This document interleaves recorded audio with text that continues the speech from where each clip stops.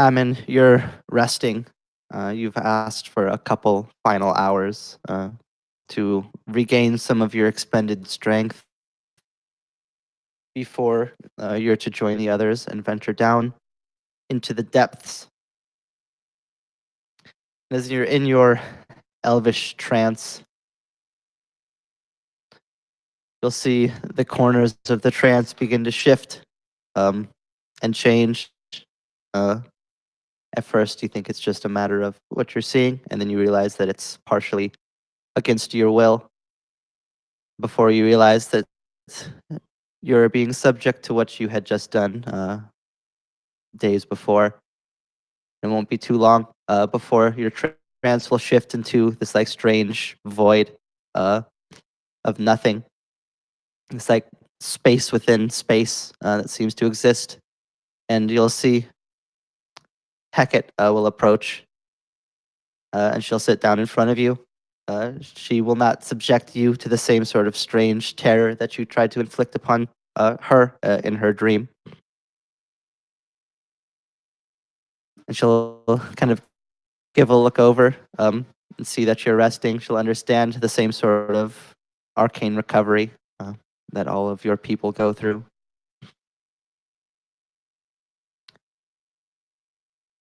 House Tierin just finished looking through the oratory. Questioned some of the people there. They'll continue looking for her. She'll say,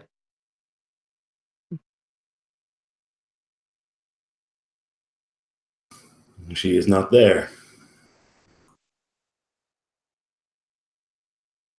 yes, so we noticed. They've asked me to find her, and of course, we came to an arrangement.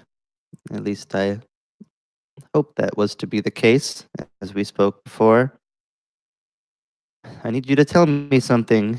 If you'll not have me look at her myself, then you need to give me something that will keep them on track, but not too far ahead. I'll give you time. I'll make sure that they don't catch up quite yet. But they'll start asking questions if I have no information to give them.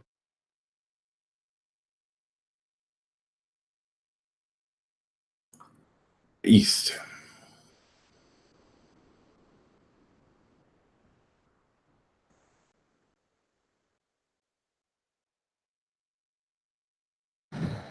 East. And that's it?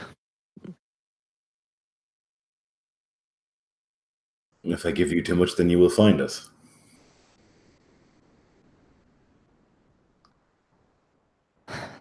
Fair.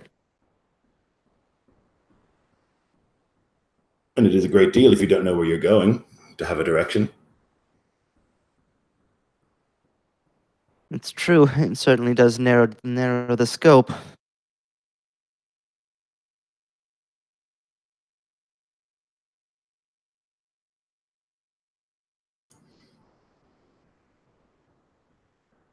He just won't say anything. He'll like look at her. He doesn't want to give too much away because we're still quite close. And the more that he says, like she's not stupid, she'll pick up on any sort of hint. So he wants to be very careful.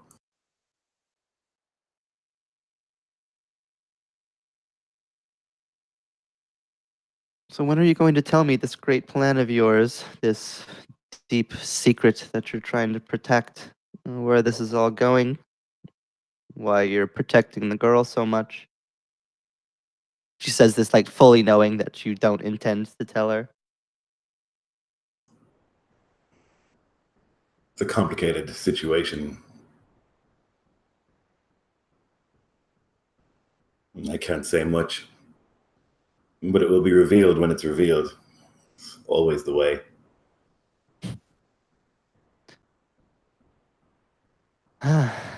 As our kind tends to go. There's always a plan, always a scheme that will come to light when the light is shone upon it. I'll eagerly await when that moment comes. Consider my curiosity piqued. Well, it will have to remain so for some time.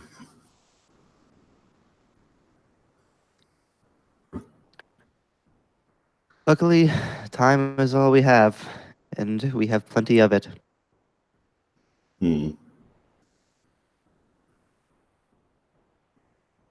That's true.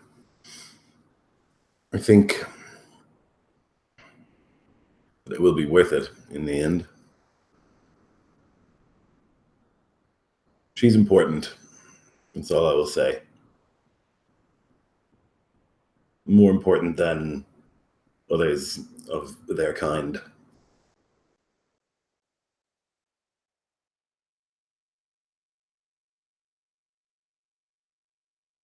I trust that if you're saying that, then it comes with some merit, some understanding, even if you will not reveal what that understanding is. It's either that, or that you've gone soft to them, and that seems hard to. It seems more unlikely than some great mysterious plan.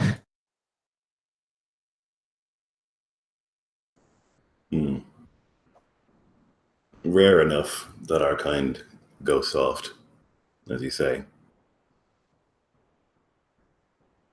They're animals, and we're higher beings. This one is important.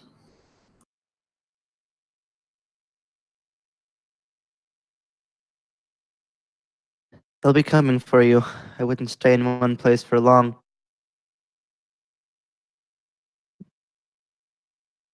Unless you plan to fight.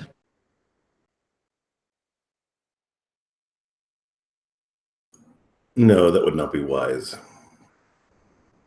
Certainly, if we plan to fight, then you would be there, and then we would have to fight, and that would be unpleasant.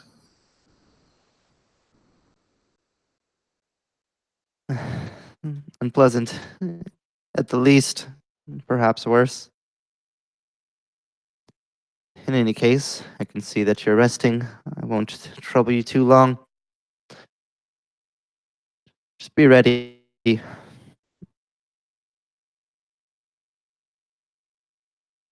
With live that, in a state of she'll vanish. constant readiness. Sorry, you go.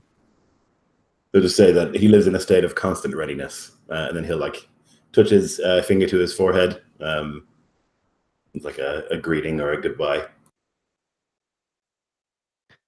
And she'll do the same. And the vision will begin to fade. Your trance state returning to you until eventually, you're back, and you'll have rested, at least well enough. Victoria, you're sitting there at the top of this stairwell that you've just cleared out. Yosef, sitting next to you. Preparations to descend down have been complete. You know that Ammon requires like much less rest than normal humans. That he'll likely be along shortly.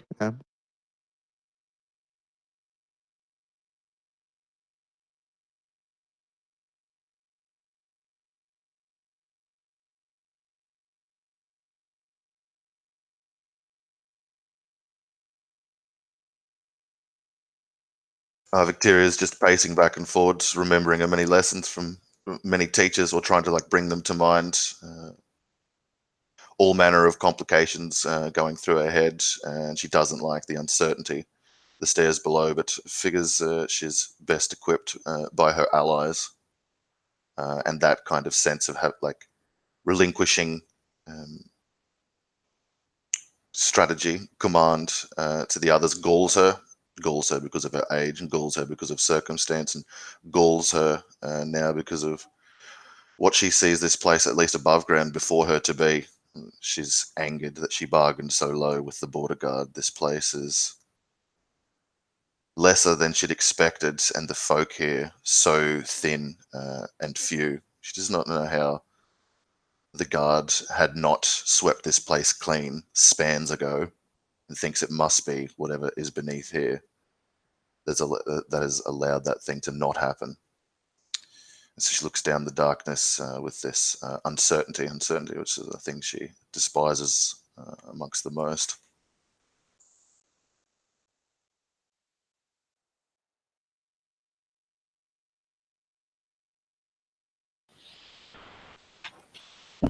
Lady Victoria, what shall be your first plans for this place?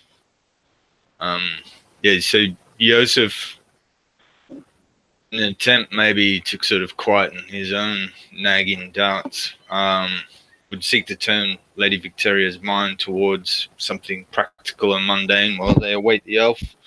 Because he knows in the darkness below dwells something, and while they yet remain in ignorance, they will see shapes in that darkness, the like of which will be populated with their fears.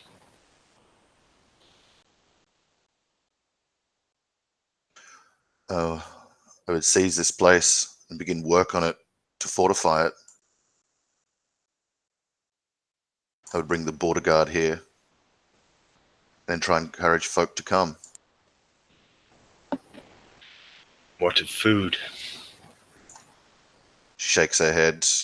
It would go hard here. Whatever resource we can scrounge from below these stones, or if our own wits, will probably go to the sustenance of those who will stay. Must needs be hunting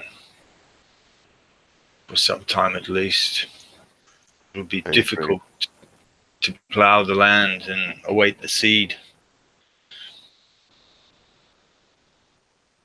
Indeed, this is not a good home for my people, even though, but for what's below these stairs, it is conquered in our house's name.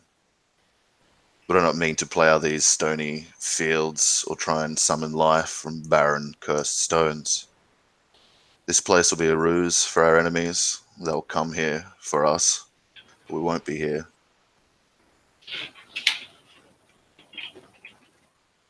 And what folk might be here, wanted ours to begin with.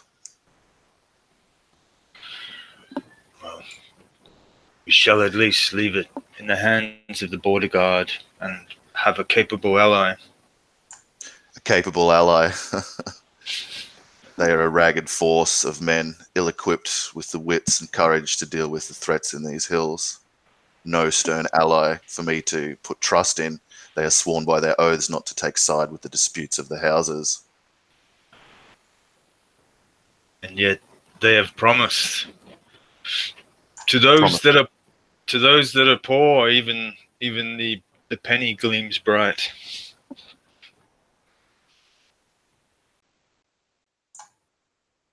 Indeed, their promises only came from bartering.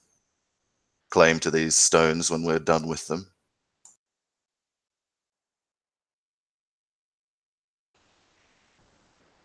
Is this to be our fate, Joseph?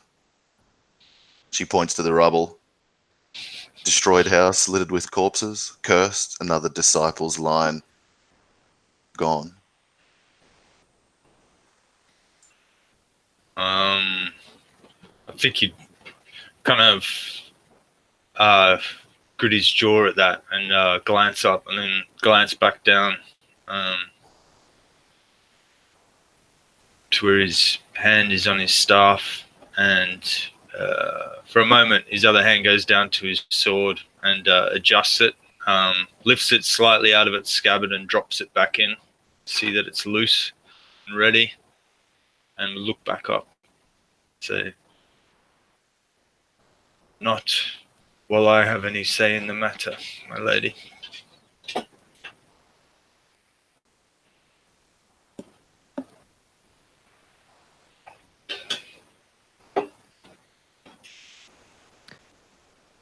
Eckert will appear from one of the doorways, the broken walls, and approach towards the two of you and just give a nod. I understand that I'm to accompany you as well, and that the other men will stay up here. That is right. If it is your wish, I will not force you, but your skills might be needed below. Your faith may be tested below. My wish is your wish, lady. We shall need you to shrive this place and drive out any last remnants of shadow and If there is a great foe below, we shall battle it. Your assistance will be great, but 'tis the light of the Savior we would seek that you bring. Though I do not doubt the strength of your arm also.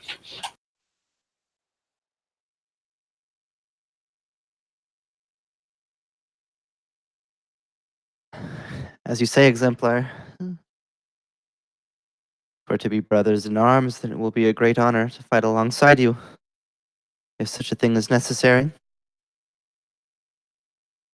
Worry not about my faith, lady. Any test that comes against it will be met well in hand. I have little doubt. I'll say with probably a bit too much confidence. I am glad to hear of it, Eket. And she'll turn to Yosef. Brother Yosef, summon Amon. Aye, lady. And he would, step away to do so.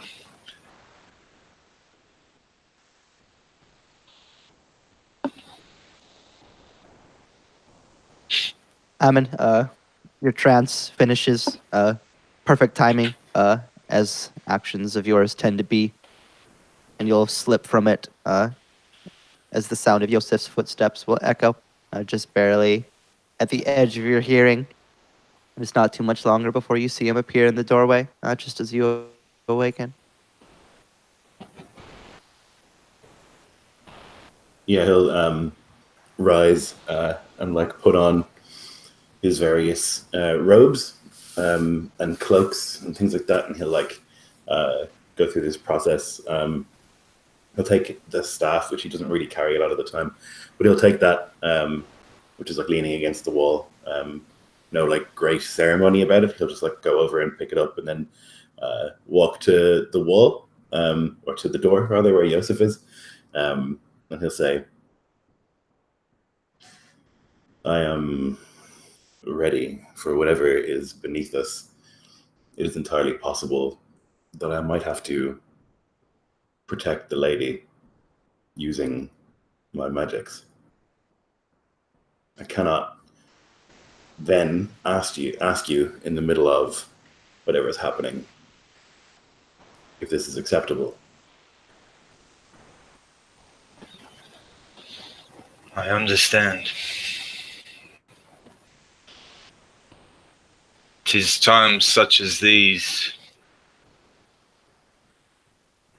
where the stewardship of the elves is necessary, and we shall all play our part.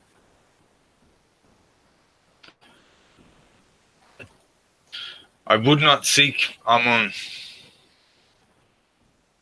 to govern and control your every action, for I know it's impossible. I'm simply here as a reminder of ancient agreements, the spirit of that intent. Tell me, did you rest peacefully enough? There was no disturbance from below? Not from below.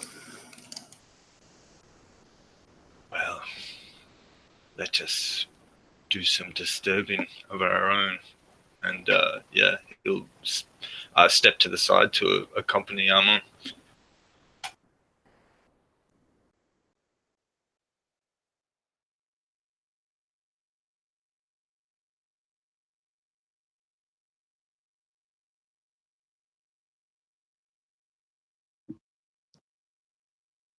And quickly enough, the two of you will join Victoria and Eckert, who will be like sitting still, calm and confident, not unlike Yosef and Ammon, at least in appearance. And he'll just kind of stand up slowly as he sees the two of you enter the room. So it's time then. Overtime. Let us descend, gentlemen.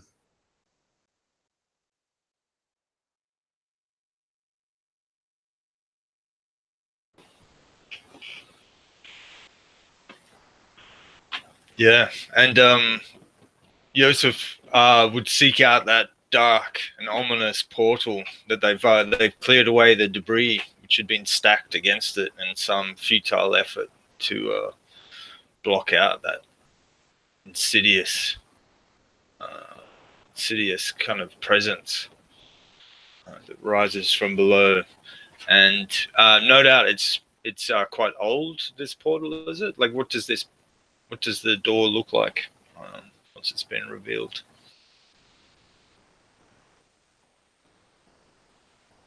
Yeah, so it's basically as ancient as this whole place seems to be. The stone is like completely, especially once you look past where the debris has been moved, it's just like caked in dust. Uh,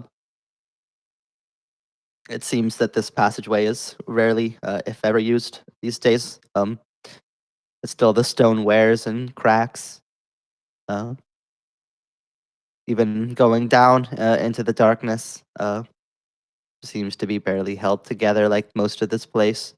Though strong enough to stand on, it seems to be at least trustworthy enough to stand and move upon, that it won't give out from underneath you as you walk.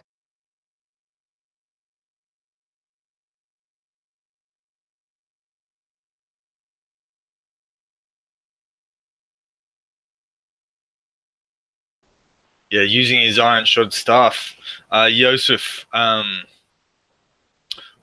will push this door aside, yeah, and move down. I think we'd already checked out that door for any magical wards last session. Can't quite recall. I put like I remember that. Sorry, you go. I'd put like magic mouth and stuff down here to make sure that no one snuck in or anything like that. But I think beyond that, we weren't sure. Yeah, I know that you, Yosef, had used your divine sense to try to feel it out. Oh, that's right. You would have not reached any creatures, but Yeah. you would have gotten the sense that the lower levels were desecrated, that it had an unholy. Okay, so that wouldn't have detected any magical wards or anything. Oh, I think he's committed to action right now. So, yeah, he would enter down, almost eager to confront his own fears as much as anything. Yeah, right before you go, Eckert would kind of put a hand on your shoulder, seeing that you move, and he would look down and whisper a quick prayer to help to cover you. Saying, Yosef, you would recognize it as one of the ancient prayers of the Exemplar that you're not as familiar with, since you're not a cleric, but you still would be used to hearing it. And you would know that he was casting a blessing upon the three of you, which he will literally mechanically do with the bless spell. So for the duration, you guys will all have the effect of bless, which will add a d4 to your attacks and saving throw rolls, as he'll use the power of his savior's bloodline to shield you and guide your strikes. Yes, as far as light goes, you will, other than Amin, probably need something. It's essentially pitch dark down the steps, so you'll need some form of light.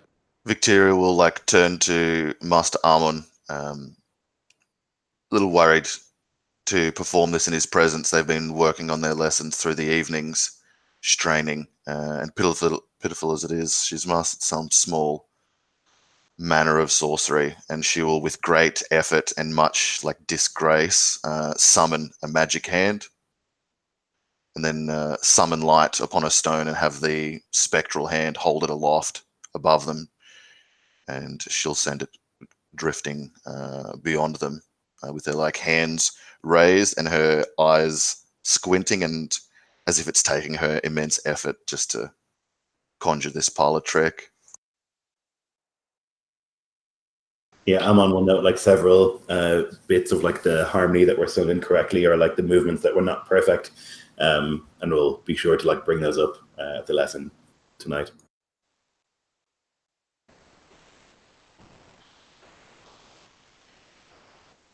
Is this the first time she's performed magic in front of Joseph? Probably. She wouldn't have done any think so, yeah. at the house. No, she's learnt like the disciples' arts at the oratory. Mm. So it wouldn't be wholly surprising that she possesses magical ken. Yeah, but I think, is it discernible that it's more arcane than? I'd say so, because it's not from my druid or my cleric stuff. So yeah. My lady, what are these strange arts you wield? Magic. And you'll also kind of hesitate, as this is obviously they stand right at the precipice of some great act. So now's not the time to go into details. And but he's a bit disconcerted that such a great secret has eluded him, or perhaps been held back from him. Also, I think I would also get some torches as well. Thinking it doesn't hurt to be pragmatic here. And does Eckhart wield a shield or something, or is he able to carry a light?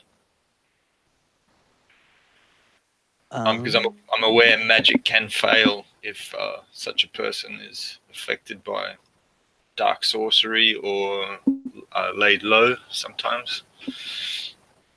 Yeah, Eckhart does have a shield that he carries. If you ask him to keep it on his back to hold a torch, he will likely comply, but that'll be up to you. Yeah, that would be good.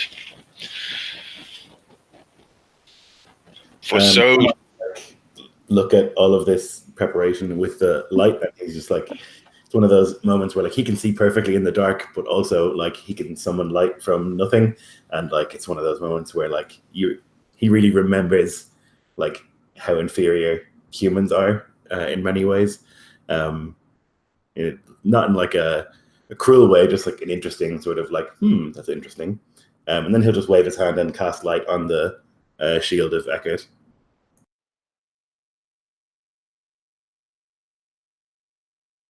So it'll last for an hour and it'll shed bright light. Excellent. Yeah, so with one last look at Victoria, as in, we'll talk about this later, Joseph will turn around and enter into this dark, yawning portal.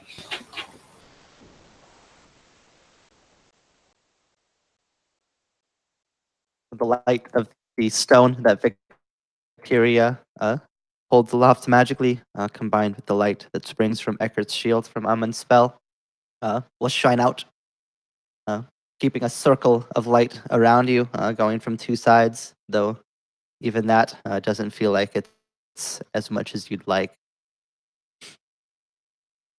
And you move down into the crypts, the basement level below. Each step seems to like kick up just an obscene amount of dust, more so than even some ancient place like this should have.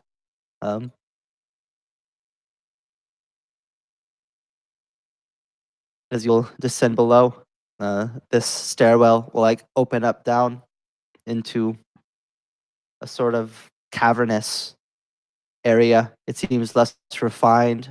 There's still symbols of human construction upon it, braces and pieces of stonework.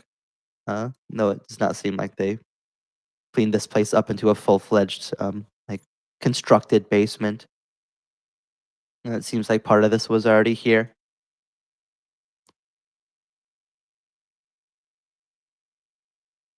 And you see scattered about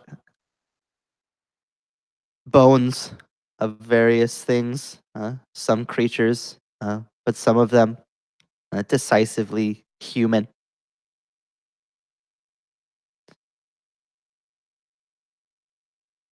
And if any of you would like to roll, I guess nature would probably be what would make the most sense. You can do so if you're so inclined. Sounds like a job for the elf. But just before that happens, Yosef will be intoning as he walks. He'll draw his sword, shling, and he'll say, "Flee, flee, darkness! The light of the Savior comes. Flee like smoke before the wind, like wax which melts before the fire.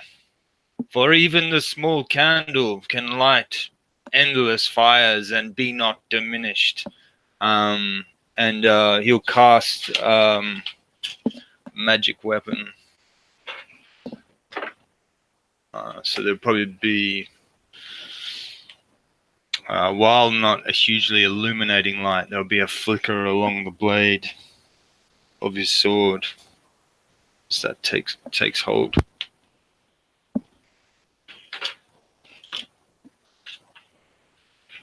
I got a 17 on nature.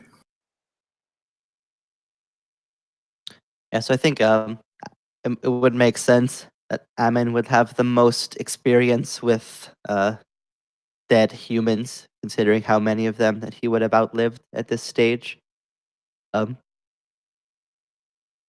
would see that a good chunk of the bones that are kind of scattered around this place are like exceedingly ancient. Like they've long since started to crumble apart themselves.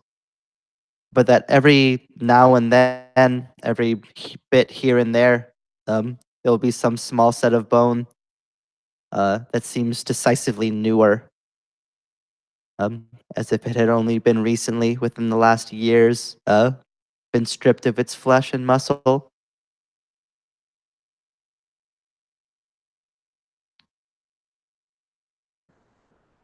This has been going on for some time,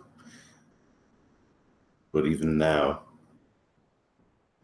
people are lured here to die. What flenses them? I cannot say. Can you see it by means of magic?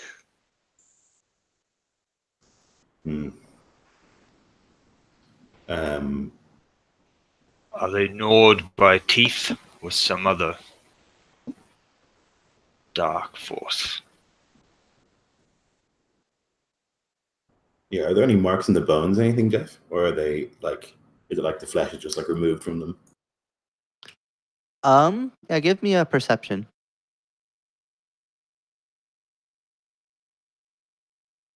13.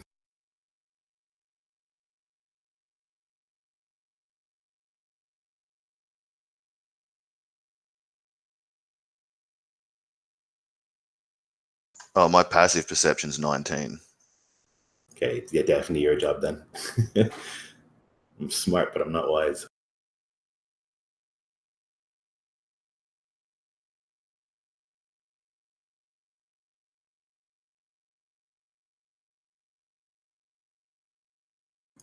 We lose Jeff?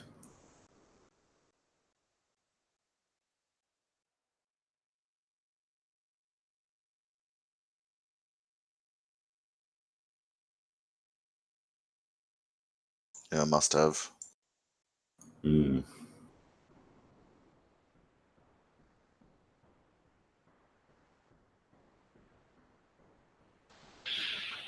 Yeah, weird. I guess some of these bones may be gnawed on by rats or something as well. So, How often can you do your divine sense thing, Quinn? I think I've used it once already. So I've got another like 3 times. Yeah, I can Okay. intent. And do either of you guys have detect magic? I do, yeah. And do either of you guys have detect traps? Trap? No, I don't. It's a cleric spell, I think. Detect traps. Because I'm inclined to give the place a scan for anything magically first before pushing on, or Well, just using just burning everything, just destroying everything to push on swiftly. Yeah. Well, I think if there is a darkness here, definitely Joseph will want to push to conflict. Particularly, I don't think he's going to hang around for 10 minutes for a ritual detect magic. Oh, really? But like, what's 10 minutes? Like, we just I don't waited for hours and hours to have the spells to use them. We're all ready to go, right? Sorry Like, about so that, why not Alex. use the spells? Yep. It's all good. Oh, it's just the building drama. Ah. We have different objectives then. Yeah. So, Victoria, as you look at the bone, you will see marks of upon the newer sets of bones. They're not very deep or very strong, as if whatever had attempted to make them, it was more trying to make it on the flesh that passed through the bone rather than like the bone being the target. But I think between Ammon, your nature, and Victoria's perception, you'll be able to piece together. The marks are hard to say definitively because they're fairly like shallow and not impressed very far upon them. But if you had to guess, these marks almost look like human teeth,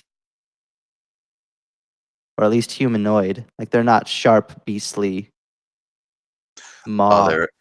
there any jaws or teeth on any of the bones in this room? I'm sure you could find a skull that's still held together enough. Something humanoid ate the flesh, like rent the flesh from these bones and then cast them here. It may still like lurk unseen. There are some of my kind who can eat the flesh of others and gain their memories, but I do not know if that is what's happening here. I hope not. If it's a lost elf down here, the danger may be greater than we thought. But that would not be a danger beyond us. She says that half as a question. Whatever lies here, we must confront. And he would seek to look on. Is there much? I guess we can only see out to 40 feet or so. But where would be the next? What would be the path forward deeper? I'm going to cast detect magic as well as we go. I can just I have a million spell slots, so I'll just cast it as a. And once we have it, we should proceed and move so that we can like use it for as long as it lasts effectively for us. And I would probably use divine sense to look about me too and see if anything lurks in the shadows or nearby. But that's only 60 feet. Celestial fiend or undead.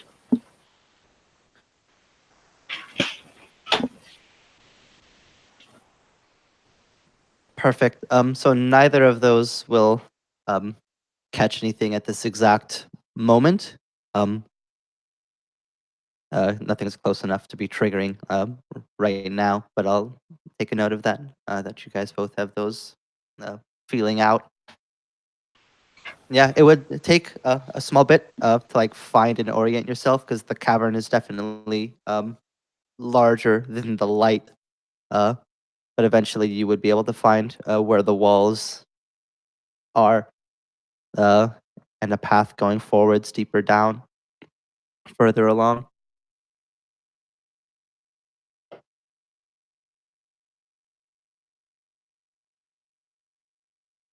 Although a slight correction for Yosef, you would still feel that same desecrated ground. Like the whole area down here seems to be permeated with that sort of dark feel, but you wouldn't sense any life or creatures yet at this stage.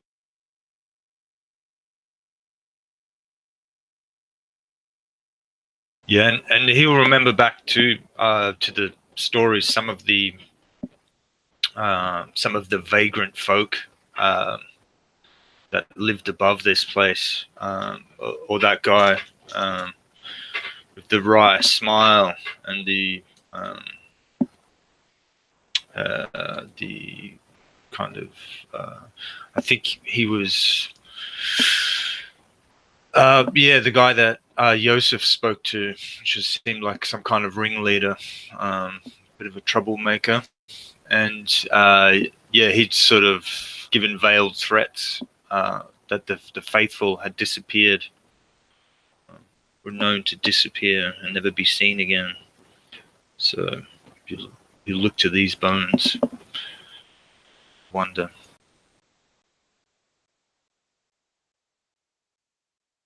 Yeah, you can't help but think that some of these skeletons might have belonged to brothers and sisters, uh, perhaps not at your level, but at the very least of your order and the church in general.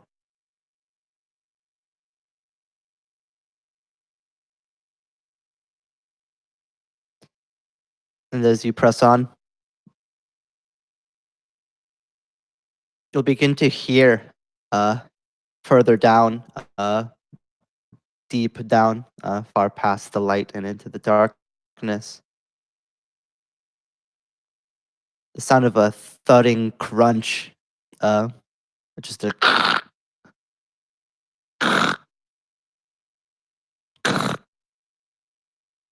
at regular intervals, every couple seconds or so, another will happen.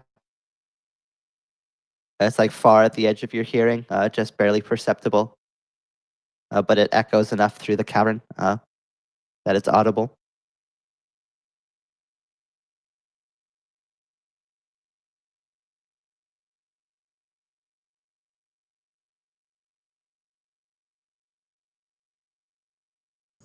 Amon will just look to Yosef, expecting him to say another holy and encouraging statement like he tends to do when we're on missions. Always forward and always enthusiastically so. And so he'll wait for that.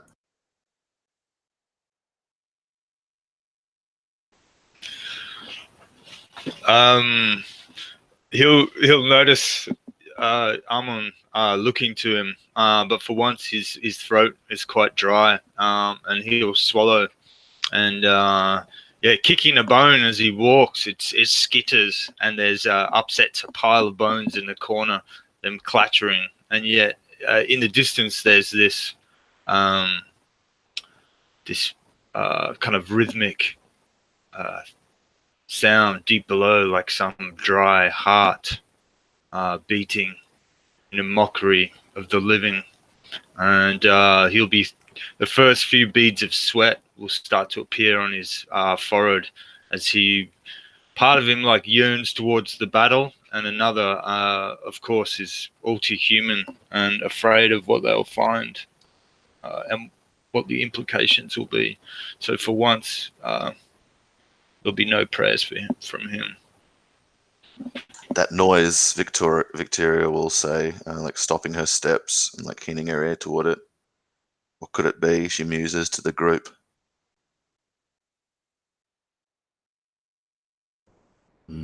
Something chewing on bones.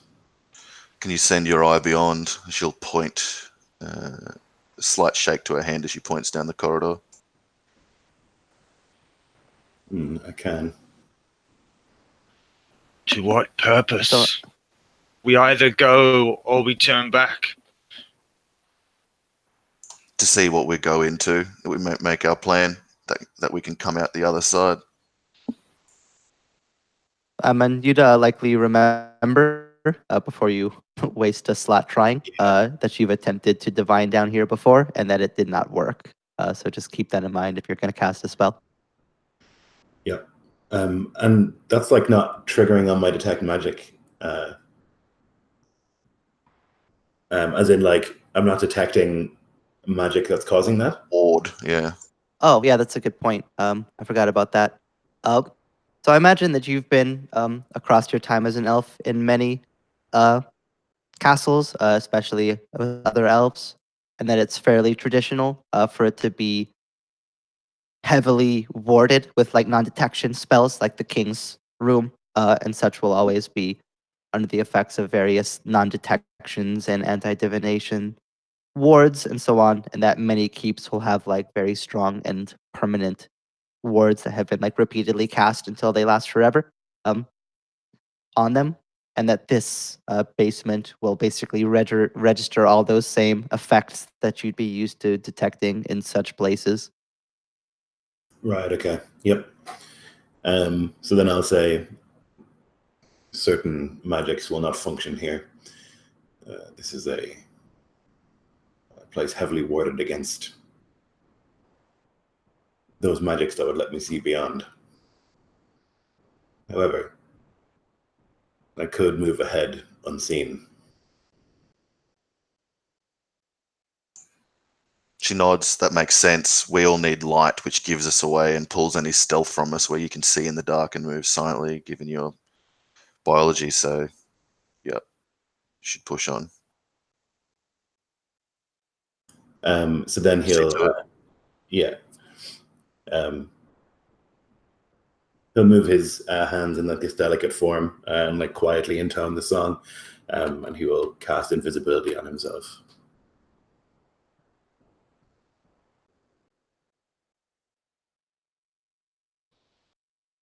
Perfect. And you'll vanish from sight, even with the light that shines from the shield and the stone. Yeah, and I'll move ahead, trying to be as quiet as possible, which he's pretty good at for an ancient being. Yeah, to get an idea of what's ahead.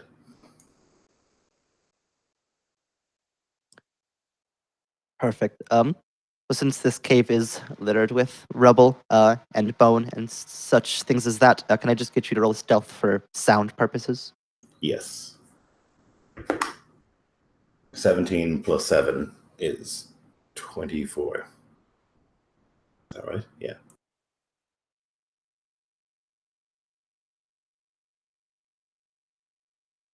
Perfect.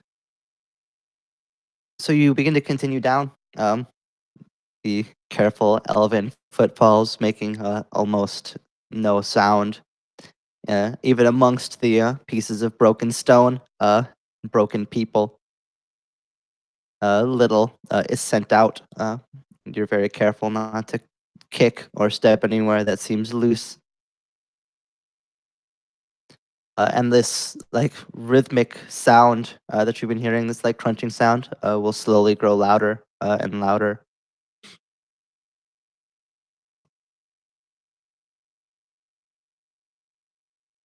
Until eventually you'll come down. The cavern will like narrow down, and you'll see that the sort of like natural formation that this sort of like large place has will kind of like narrow um, into a specifically fashioned, seems large entryway. This like huge arc of stone, where this like fashioned room seems to have been made within this cavern. It's quite large, larger than you would expect for men to use. It's like got to be, I think, like 12 feet or so at its peak of the arc. No, which seems strange. But the noise will have grown louder and louder, and it seems like whatever is making it is just beyond.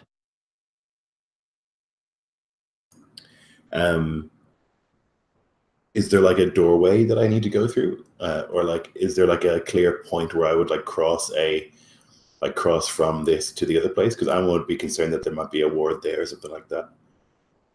If Yeah, that's so the there's case. there's no like door that you would need to like physically open, but this archway is a very distinctive like plane that you would cross, where once you go through there, then at that point you'd be like in this like actually constructed room and no longer in this like natural formation. Okay. You would be able to get close enough to look through it without crossing it. Mhm. Which I- Yep. Well, I'll do that. I'm just trying to think if I want to cross it in case I set off an alarm or something. I'm just trying to get an impression of what is in here. So I'll get to the door or to the archway and like peer in as best I can.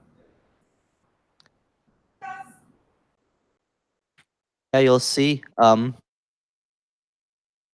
There seems to be some sort of ritual chamber constructed here. It's made in a similar fashion to I think a lot of the oratory buildings that you would have seen, like a holy man's chamber. I can describe with the murals of the Savior and things like that. Um, you'll see, like at the edge of your vision into this room, the source of the crunching sound that you've been hearing. You see a humanoid figure, a man, though a large man of big stature. And where there are like pieces of these like large of these skeletons scattered about, he's got an axe, almost like a woodsman's axe, in his hand. And he's just like standing in one spot, smashing it down just into various piles of bones and skeletons, just like breaking them into pieces for seemingly no reason. And as you look closer, the darkness not being much to hide in your elven vision, it's a bit tough to see from the grayscale that dark vision has. But you see pieces of this man seem to be missing. Oh, Jesus, we just lost Everybody. Bo and Nico. Really, both of you just dropped at the same time. It was strange. Yeah, I just got a thing on my screen that said retry connection lost. I was like, oh, okay. Even though YouTube's still playing background music, so I don't know what happened. Alrighty. Alright, looks like people are back. That was very strange. Yeah, and you see that pieces of this man seem to be missing. Like a huge chunk out of his arm will be gone. His stomach, where there should be like a gut, is like open. You can like see the muscle underneath it, just like ripped. This like huge gaping gash and hole in his stomach, and he wears like no shirt over it, where blood still like kind of is slowly trickling from it. Though he doesn't seem to mind or notice that something is wrong with him. He's just tending to his pointless work of smashing these bones with his axe. So I guess Amon would think that this must be some sort of undead creature. But like men can't live through that amount of damage. And he's certainly like summoned the dead before, or like created them, the undead. But trying to categorize exactly what this thing is tricky. He's one like his concern is that like a very powerful spell was cast on that guy before we got here, and this doesn't look to him like the kind of creature that's capable of casting such powerful spells, I guess. Yeah, his behavior would very much be in the sort of typical undead, where it's like when he doesn't have something to do, it just sort of does nonsensical, like repetitive whatever, just to kind of like, because it's alive, or at least whatever sort of alive that you could call it. But you would not suspect, at least watching it, that there's any significant brain activity coming from it. At least observation would not tell you that. And it's just the one, right, creature here. Yeah, the this room would extend beyond, but from the archway itself, you would not be able to see. You'd have to cross in and dig around. Okay, well, I'm going to do that. I'm going to go into the room and I wonder, is it worth? Maybe I'm too paranoid. I wonder, is it worth teleporting over this barrier in case it's warded? It's not that big a deal when you're a 10th level wizard. I'm just gonna walk.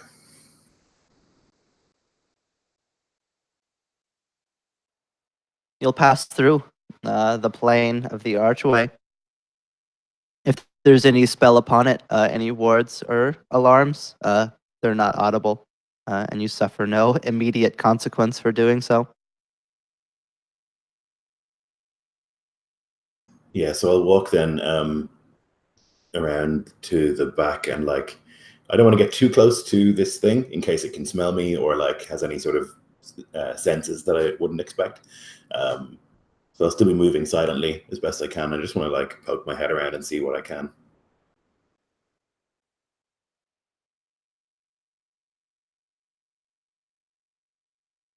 So as you go further in, yeah, you'll be able to keep a bit of a berth around this strange,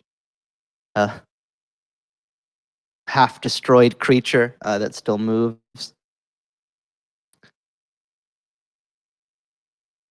And you'll see that some of the bodies around, as you enter into this area, begin to look even fresher. Some of these skeletons are perhaps even within months or weeks of now. And then eventually, as you go further, you'll see another humanoid thing that's not nearly as damaged as the other one, but seems to be of the same station, at least sort of creature, though much smaller stature, where the other one is like large and muscled. This one is much leaner, not quite as monstrous of a man. This one is just like sitting, motionless. If not for similar sort of wound markings upon it, you might even think that it was dead, actually dead. But there's like just enough, what would to be most humans like imperceptible movements, because it doesn't breathe. But you see just like slight shifts that elven eyes can see that will say that this is another one of those things. So these But are you can avoid that one as well if you were. Sorry, you go. like I think the elves would have used undead for lots of purposes, and I think like Amon isn't particularly freaked out by the fact that they're here. He's really concerned about what's made them and where that is. Because I think that he would know that like they don't just hang around. That something is making them, and something cast that spell on the guy, and so there must be something down here that's like causing this. So he'll like look with like some interest at this thing, and like maybe even admire like the craftsmanship, that it's like being held together relatively well, and it seems like a stable summoning, and it seems like like maybe just notice some of the details about the magic itself that keeps this thing going before he like moves on.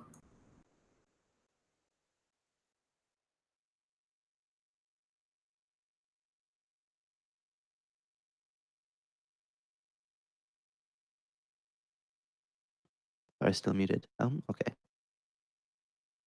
Yeah, you're able to like step around well enough that you don't disrupt this one either, or at least it makes no conscious movement.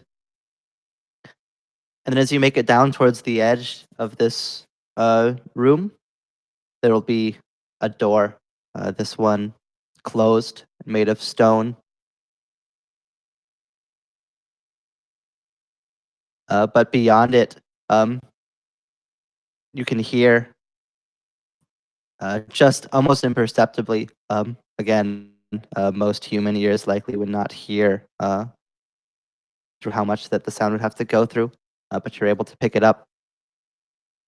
This sort of rhythmic chanting. But you would notice, I don't know how much that you'd be able to understand of it as far as intelligibility, given how little you can hear like through the wall. But it does not sound, at least from the bits that you can pick up, Elvish. So it's chanting, not singing, right? So there's a difference there for Amon for sure. He would think that chanting is more likely to be human magic. Yeah, and you'll notice that it will pause every about maybe 10 seconds or so for just a moment, for another couple seconds, and then it'll start back up, and then pause for a couple seconds, and then start back up. And we'll repeat in that pattern.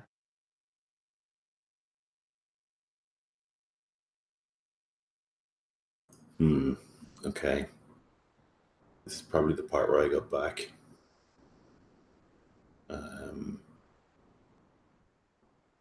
Is there a way for me to take over these undead?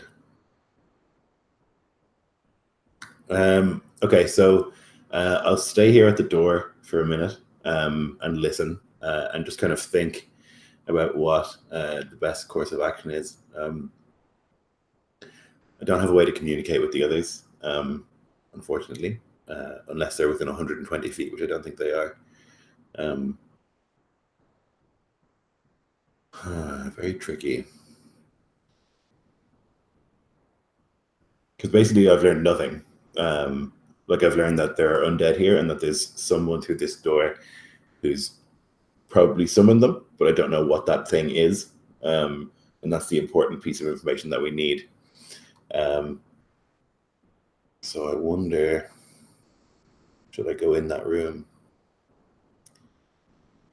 I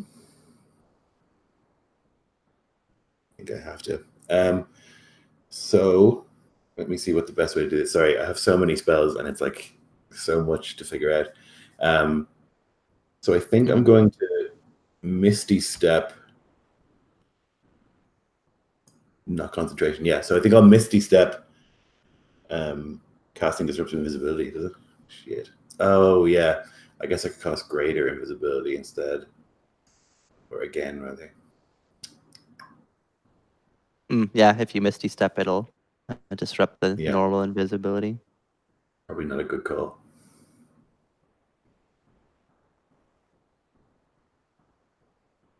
I guess I'll go back.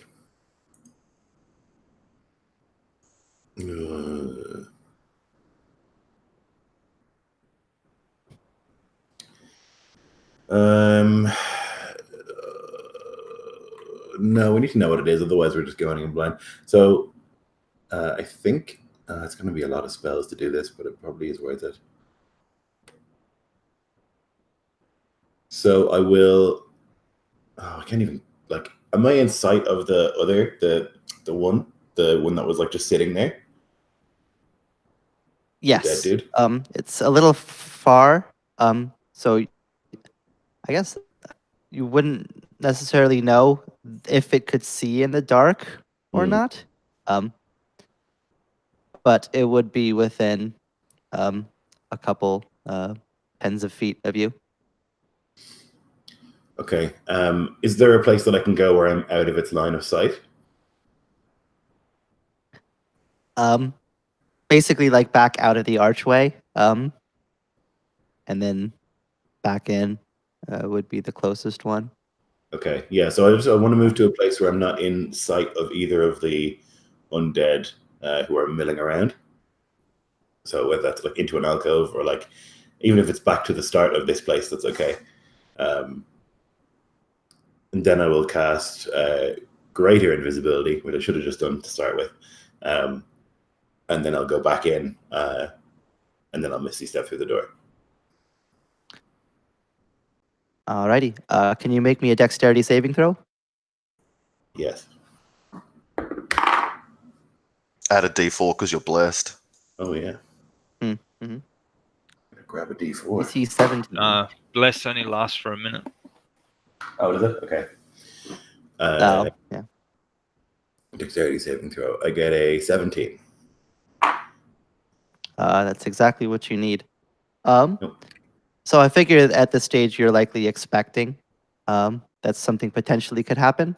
So you have just enough time when you appear on the other side of the door that you'll see on the ground this like runic marked circle that will immediately burst upwards, and you will take half. So you'll take 10 lightning damage as this circle on the ground will explode in a circle of electricity as a glyph of warding is set off by your Misty Step.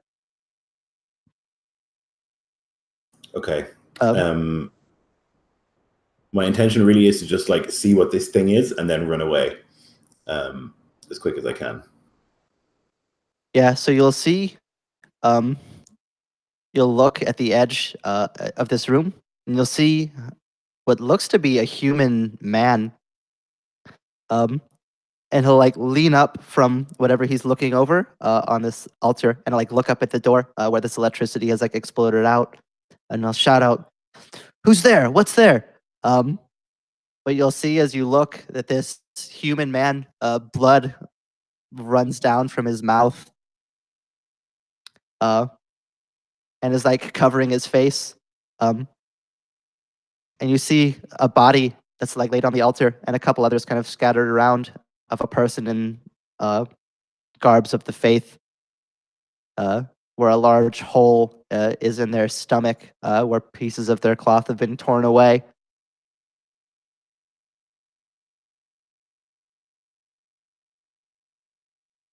So Amon will not respond. He'll like look with like a sort of curiosity at the strange lab here and wonder like what kind of necromancy this is that this guy is doing and like why he's doing it. And it all seems a bit comical to Amon, like the lengths that humans go to or that they have to go to do magic. All these like weird components, and obviously this guy's like doing something with body parts, and it's also dirty and clumsy. So he'll like look, and he'll look around the room for particularly like other undead that are hanging around.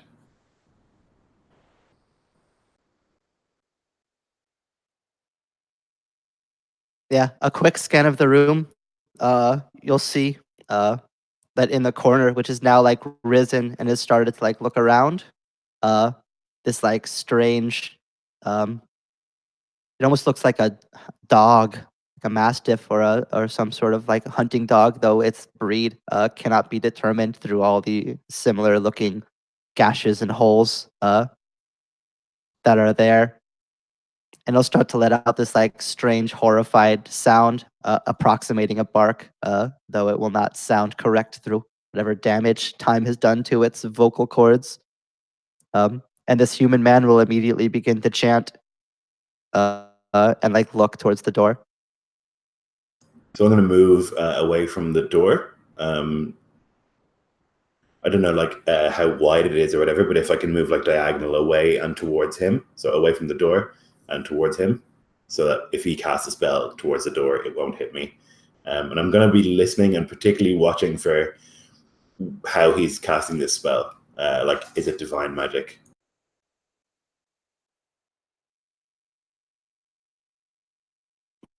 It is divine magic. And if you want to give me, I guess, an Arcana, I think that Sure. would make sense. I would love to do that. Shockingly good at Arcana. It's going to be a 26. So you'll have a split second to react before his dispel magic spell happens in this room. Okay. Then I will Misty Step out of it. And I don't know how far I've moved into this room, but I think with Misty Step it's 60 feet, so I can.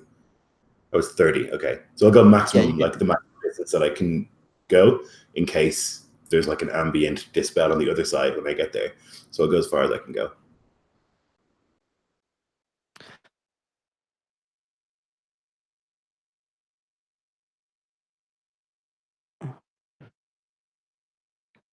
All right, yeah, you'll slip back over the door. And the chanting will stop. The spell cast. I'm not sure how. It's one of those points where like the specificity of magic is strange. Like, does he target me with Dispel Magic, or does he target a room? Creature, object. Or magical effect within range. And the range is 120 feet. So Yeah, I think it still would affect you Pe- in that so- case. he couldn't target me because he doesn't know Oh. I'm there, right? Like, I guess maybe he can, because you can attack. I guess people. because it says magical effect, so I guess you could target the magical effect of invisibility. Yeah. It's a strange sort of thing. Cool. Yeah. Okay. I'll start running.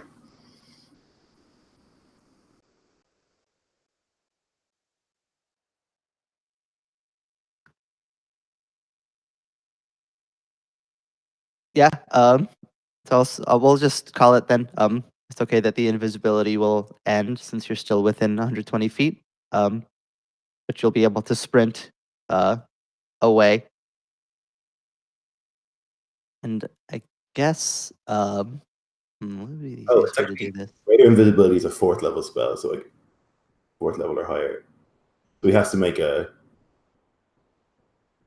Ability Oh check. yeah, I rolled it and he got a 19 on the die. So like 20 something. Yeah, no worries. That would be enough. I'm gonna say by the time that the effect ends and your sprint begins, that you'll probably be like in the middle of the room. And these two ended soldiers will begin to like turn and see, surprised by like the sudden appearance. And I guess with sprinting that you're no longer attempting to be quiet, and they'll hear Yeah. the disturbance. And I guess with that, we'll roll initiative Oh my god. for the first time. Yes. Like, and I'm gonna real quick before the fight proper starts, slip away to the bathroom for literally like 1 minute. So I'll be right back, and then we'll get into it. Cool. Even the GM gets pre-combat nerves. Be afraid, Jeff.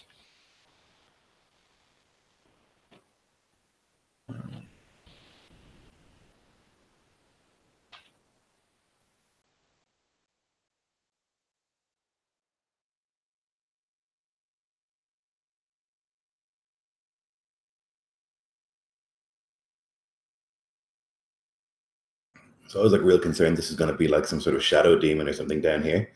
It's just like a dude. So I think we're fine. Even if he's a powerful dude, he's still just a dude. Yeah, I thought you were going to fry him in the room. I did think about it. Because you But were there and you had the stealth and everything. Like, just could have killed him. Could be a vampire. Something.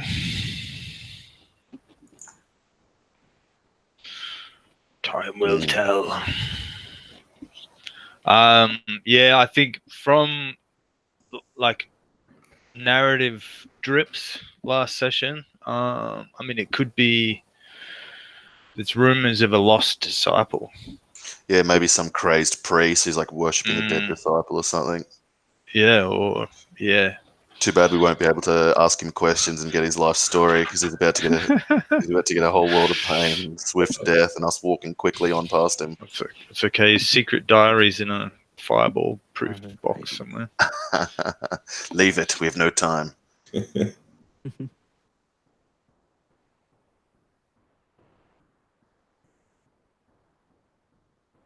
What's your dexterity modifier, Ammon? 3.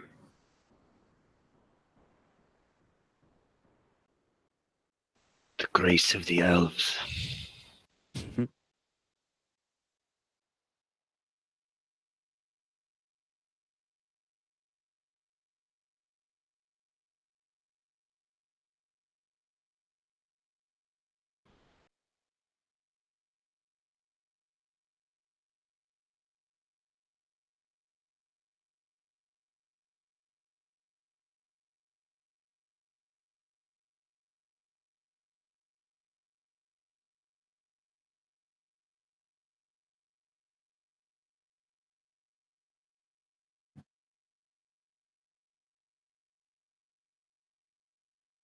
All right. So Ammon, you're in the middle of this room. Um, the two undead turn to look at you and see you. Um, if they were human, they would register surprise, but they seem incapable of it. And immediately, their weapons will begin to be drawn. You'll hear the stone door behind you begin to creak open, though at this stage it's still closed entirely.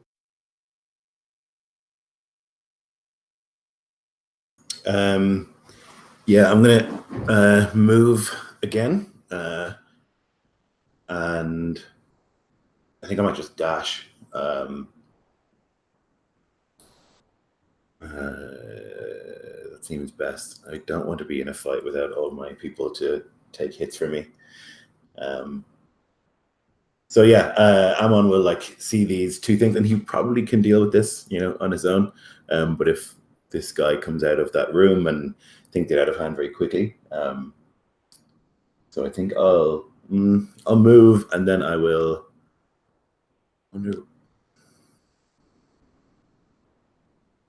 Oh, being a wizard is so hard. Your options are so much Just more. kill them. So much more than like hit a dude. Yeah. So the thing is, I don't have many killing spells because I'm not allowed. Can you dispel magic? You dispel the magic of those necromantic animates. Yeah, I wonder if that's possible. I'm gonna move back, and then I'm going to summon a wall of light.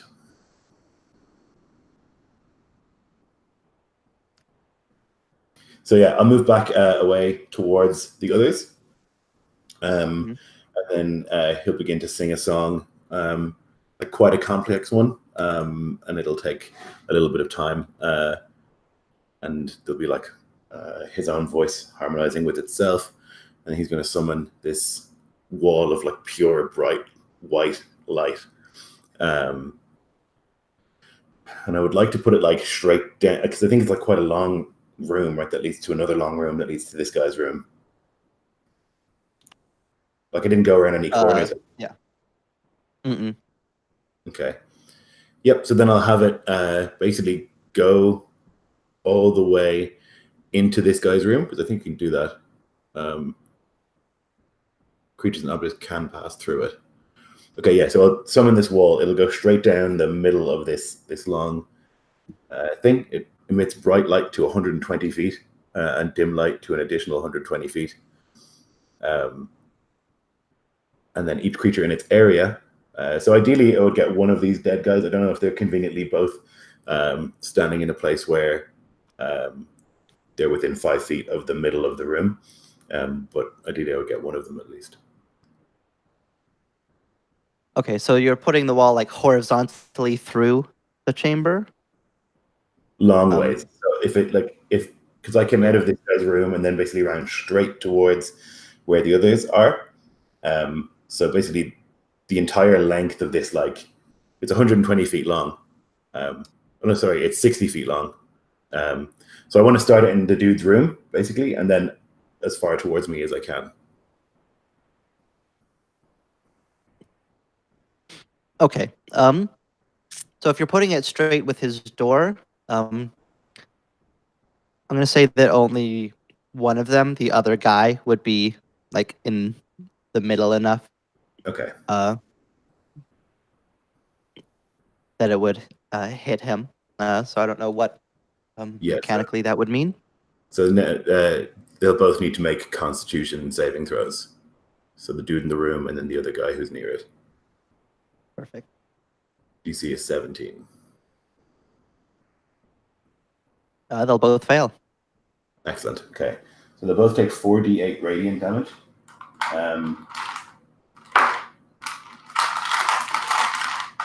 Let me noisily get my dice. Oh my god. Yep. It's magic. 15, 21, 25 radiant damage. And they're both blinded for a minute.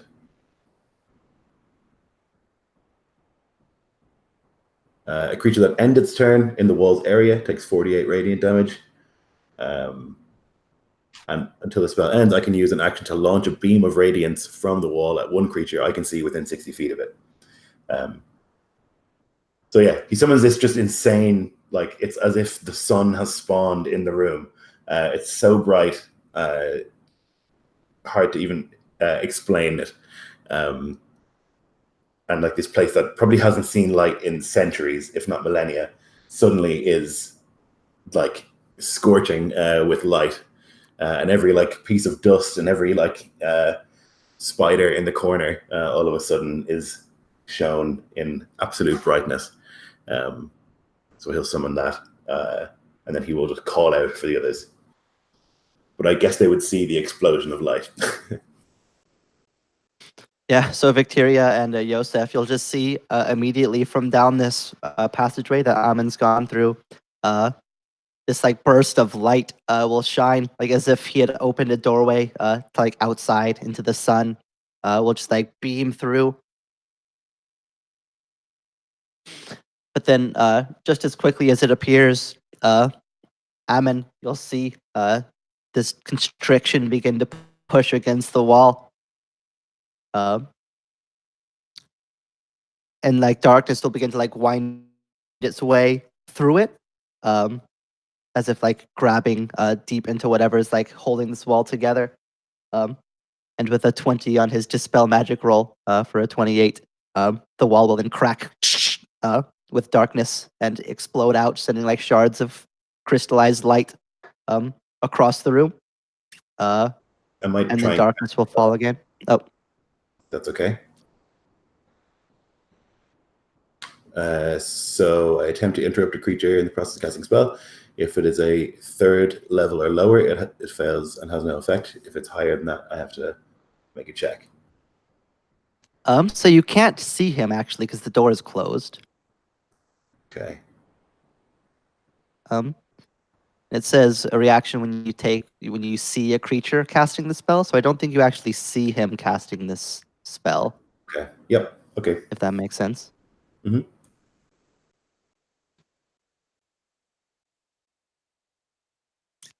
So the wall will be shattered then, but the door will remain closed because that will be his action to do so.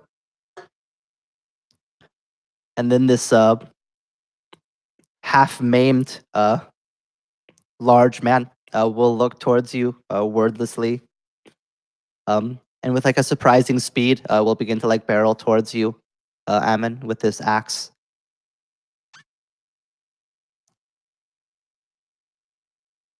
And he is going to try to take your head off with it. Even in its undead form, it'll like swing wildly with these like huge arcing strokes. Mechanically, he's recklessly attacking. Ooh, but that's not great.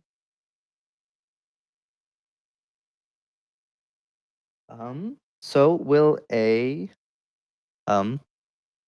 I'm guessing a 21 is gonna get you just fine. Yep. Yep. But how about an 11? No, that's not going to do it. Yeah, so this like huge hulking man, seemingly held together by magic, rushes towards you with like the strange speed. Although I guess to you it wouldn't be surprising, even though undead appear to be shambling and mindless. Well-constructed ones can still move with like surprising strength and power. You'll try to avoid. The first attack will like swing down, crashing down into the stone below. But the second one will manage to catch you. Sorry. Was this guy affected by the thing? Because he'd be blind if he was. This was the one that was not impacted. Okay. Sorry. The other man was the one who was kind of in the middle. Oh, you're fine. So that is going to be 11 slashing. Okie doke. As this thing strikes with this like beastly ferocity and will cleave into you. Perhaps in the first time in years, if even, you'll feel the sting of steel that will cut into you. Yeah, Amon is not used to having anyone touch him, certainly not with violent intent.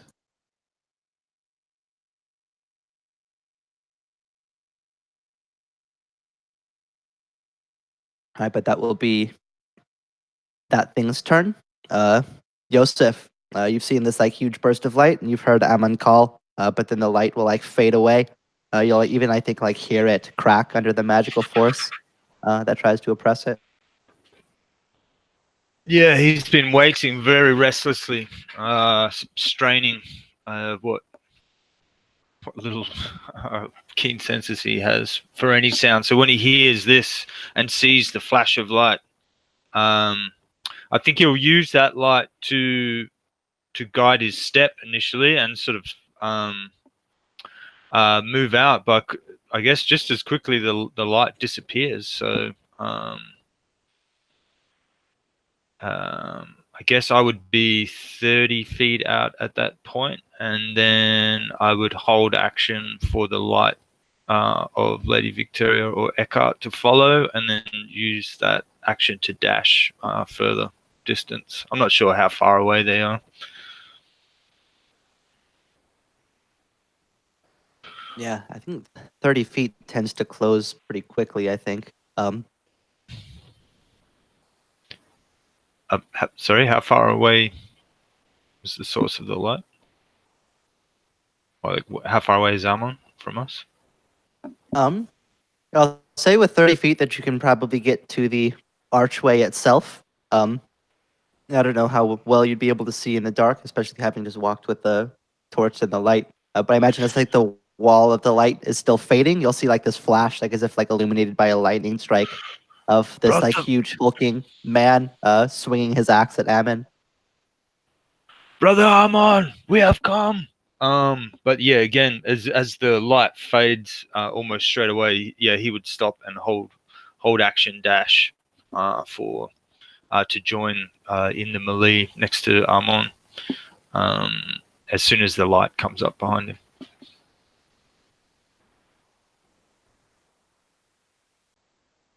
Yeah, Victoria will rush along behind you, providing light. I'll move and have like the mage hand bring the stone that I cast light upon up so that you can see in front of you as you rush in. I think I have to use an action for it, so it'll actually be my movement to get up 30 feet and then an action to bring the hand holding the light to bear over the top of you, which I think then triggers your ready to action to dash onward. So I'll be 30 feet behind Yosef, I think. That's all I'll do.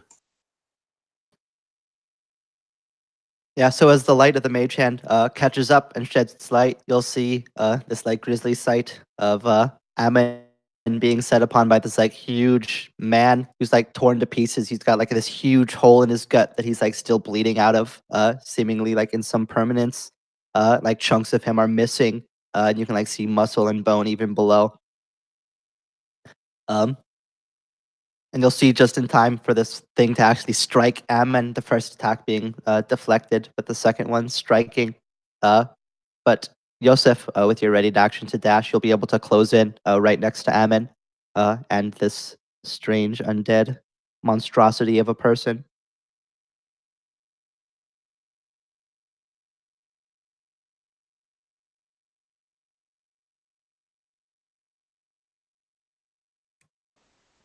Cool. That's my action done. So, fortunately, if I'm going to maintain my magic weapon, I can't do any bonus action spells. So it'll just be coming up to Amon's side, and I'll only be able to join the melee, but not actually do anything this round.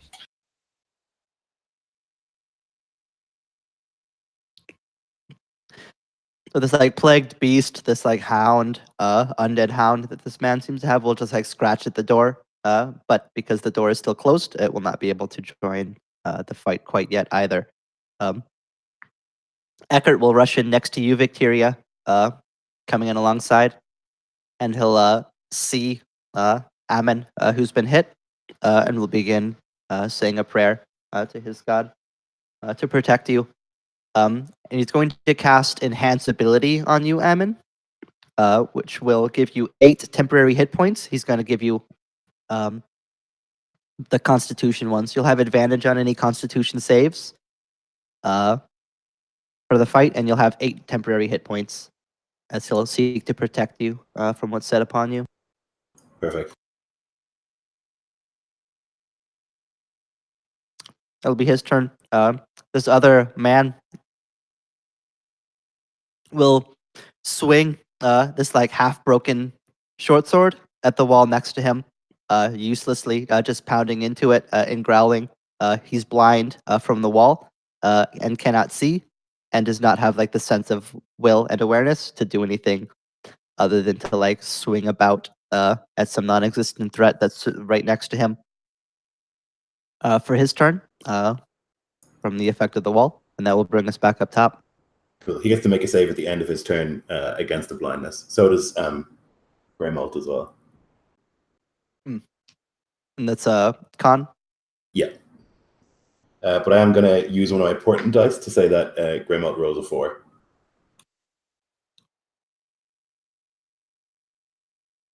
Perfect. Let me make sure that he doesn't have any weird. All right. It turns out he will fail as a result of that. Just as planned. And the other creature does not seem to have gained any more sense to it either.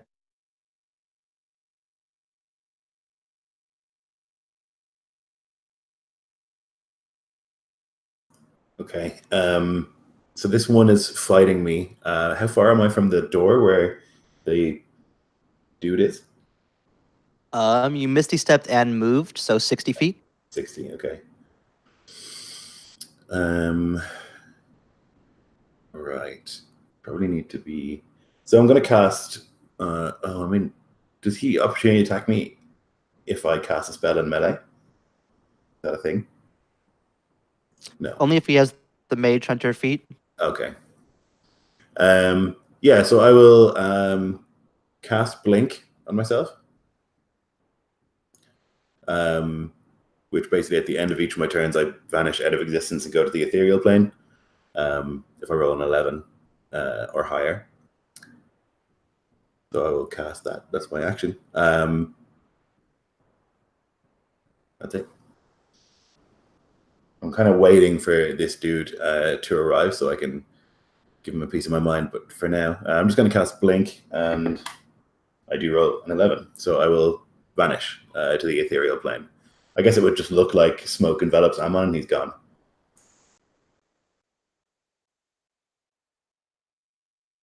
Alrighty, Ammon will vanish.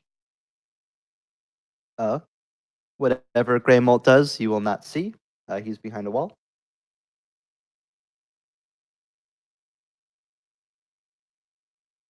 But he will attempt to make a save to not be blind.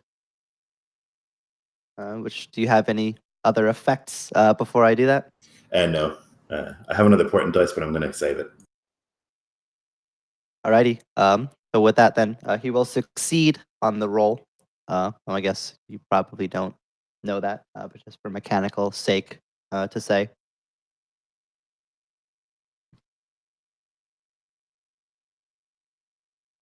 So this brutish man, seeing the target of his rage vanish from sight, will not have the foresight to do anything else but to turn his eyes to the man next to it. He's going to attempt to take your head off, Yosef.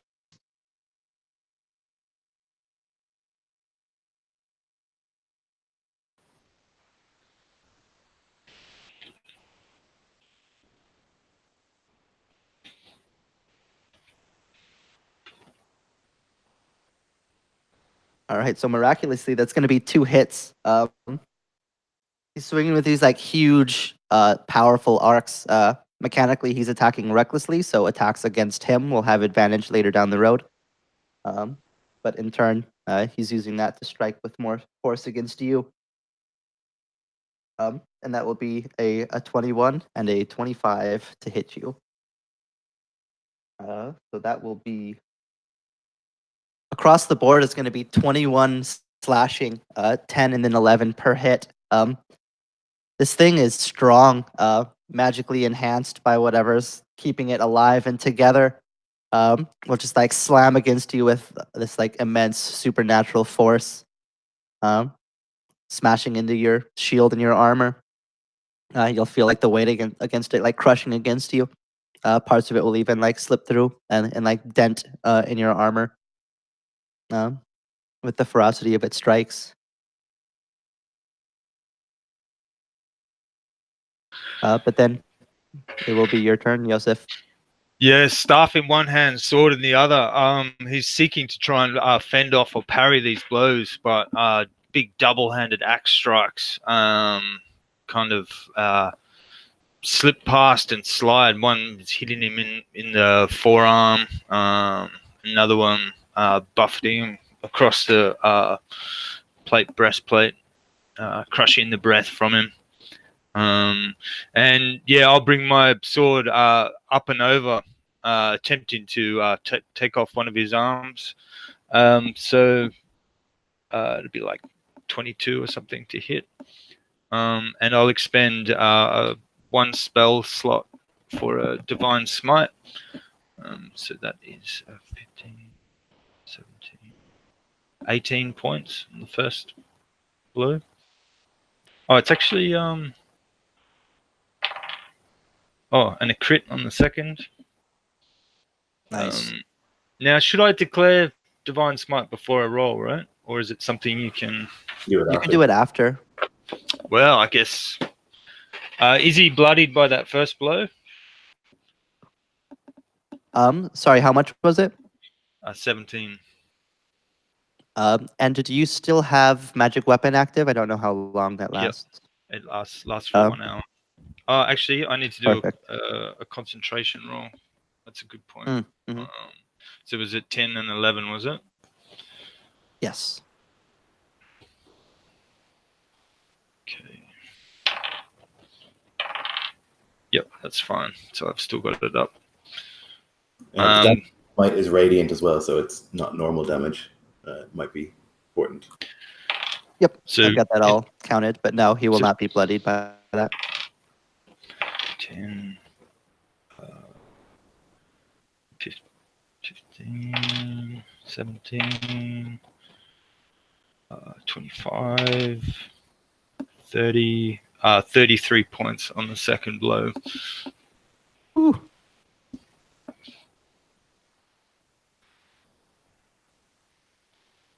So I think he knocks one of his arms aside, and then slipping to the side of the guy, brings it back around and down in a glimmering overhead strike.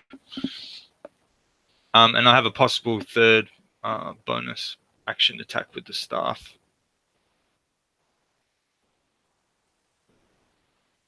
If he yet stands. He stands. Okay. But this is a non-magical attack. Actually, it's 15. So that would be 20 to hit. That'll hit. But yeah, this is... so it's 8 points, but normal, non-magical damage, bludgeoning. Yeah, the radiant energy that wreathes your blade will like cut through easily. And if this thing had any sort of sentience to it of its own, it would likely howl in pain. But this like eerie silence will prevail instead, as it will like not react to the blow at all. That you can see by like the burning, smoldering divine fire that wreathes through the slash wounds. That clearly it's done some serious damage. But when you swing about with the staff, though you do strike it, and you see the flesh move, and seems to have much less impact than the divinely inspired blade that you wield.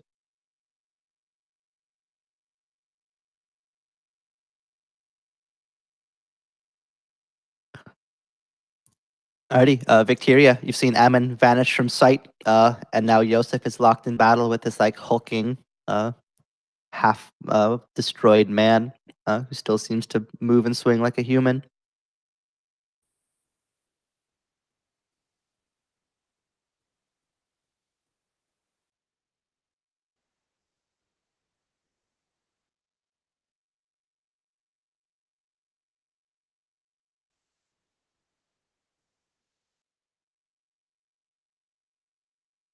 Can't hear you, Nico. Yeah, I can't hear you. If Yeah, can you hear me now? Sorry about that. Yeah, I was just saying, I'm going to hold my turn and wait till the Plagued Beast and Eckhart have gone, and then I'll go after Eckhart. Perfect. Alrighty, and will you move during your turn? No, I'm Or going to just delay. ready Like, the action? I'm going to delay the full turn. Like, I'm not going to do anything, so I can take my full turn after Eckhart. Okay. Yeah, you can just move down in the initiative. Yep. So the beast is also behind the door with Greymold still. The door has not yet been opened, so it will remain closed, and the beast does not have the required dexterity to open it. So you will not see its action either, whether it does anything or not. Eckert will mutter some words, whispering a similar. Actually, is magic weapon concentration? I think it might be.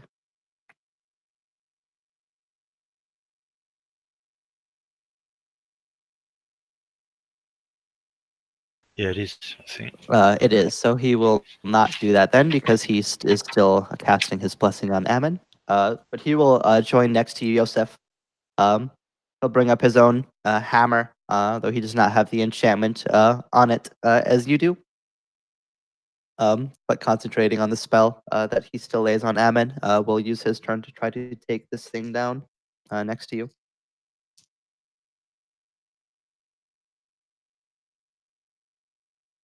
The first attack will miss. The beast man will manage to knock the blade aside, but it's slower than Eckert is, and not as trained. The second blow will hit. So he'll feel the same impact that you did with your staff. That strange lack of effect that will carry on it. But strike it yet he does. Victoria, at this stage, your ready turn will come into effect. The others have acted. Yeah, so she's going to raise up her arm, and the owl that's accompanied her since they came to the rubble is going to arc forward, flying over where the fight is going on, to hover at the door. And I'm going to stay where I am so that I'm back from the melee, like 30 feet at least back from Yosef and Eckhart, and holding light aloft them. And I'm going to ready an action to cast a spell through my familiar when something comes through that door. Actually, not when something, when Greymold. I don't want to waste it on the undead hound. And so that's all I'll do. I'll begin intoning this spell that for an elf would be like a quick whispered sing-song thing, but for me is like cram studying for the hardest exam ever, and like the concentration is giving me a headache, making my eyes close.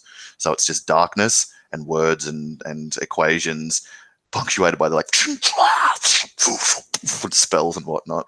That's it for me.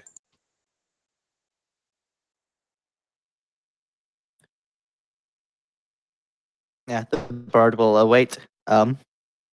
This other undead man will once again fail his constitution save not to be blind, and will continue to be effectually useless, swinging at air where there are no foes around him, unable to see and unable to think. That's all it can do. Ammon, you'll rematerialize from the blink, and it will be your turn. Yep. Joseph has engaged and clearly damaged the half-destroyed man, but the door still remains shut, and there is no Greymold or his hound to be seen. Okay. So since Greymold is not here yet, and I don't want to touch that door in case it explodes, I can move 10 feet when I'm in the ethereal plane. So I'll just move away from this big, scary man with the axe towards the door. And then I'll begin to weave a spell and sing into existence haste, which I will cast upon Yosef. Which just makes you real powerful. So you get all this, Yosef. Basically an extra attack every round, plus 2 AC, advantage on dex saves. To empower Yosef so that he can fight better. And I'll, I guess I'll pop out those 10 feet away, and then I'll move towards the door, so I'm like quite close to it.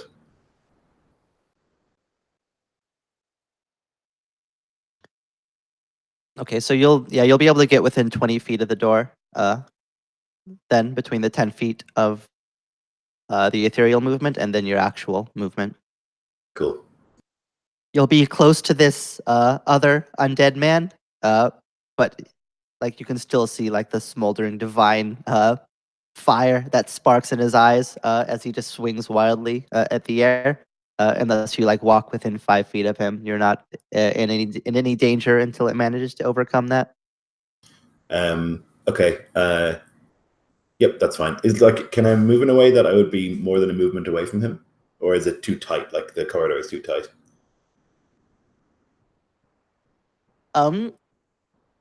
It would take so you would get less close to the door, I think, because you'd have to move like in a diagonal path across the side, like to the other end of the hallway. Yep, I'll So you'd probably be do less close to the door, but not within, movement of the thing. Yeah, so I'll be like, I guess like Amon would know, like 31 feet away from this thing, so that it can't reach me. And yeah, just towards the door. Don't need to be next to it, but just closer than I was is fine. And then I'll roll to see if I blink again. And I do.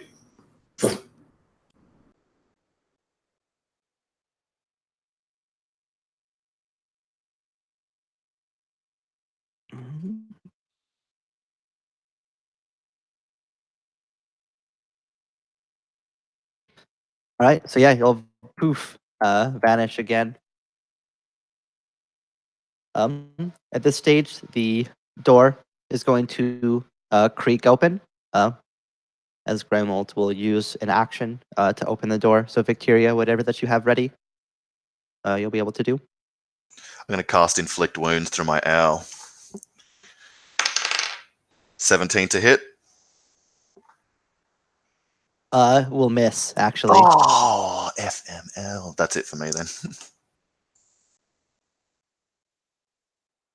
Yeah, so the owl will try to cast this spell. But Grimold is a powerful spellcaster in his own right. And he'll like bring up his arms and like say a couple words in holy script. And will like send the spell away. And then he's actually going to use his movement to go back away from the door and into the room. So you'll see him like disappear from the doorway after opening it.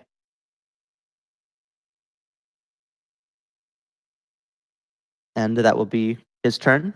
So Beryl, this hulking man, locked in eternal combat with Yosef, will continue to attempt to behead him. And will make another 2 reckless swings at you.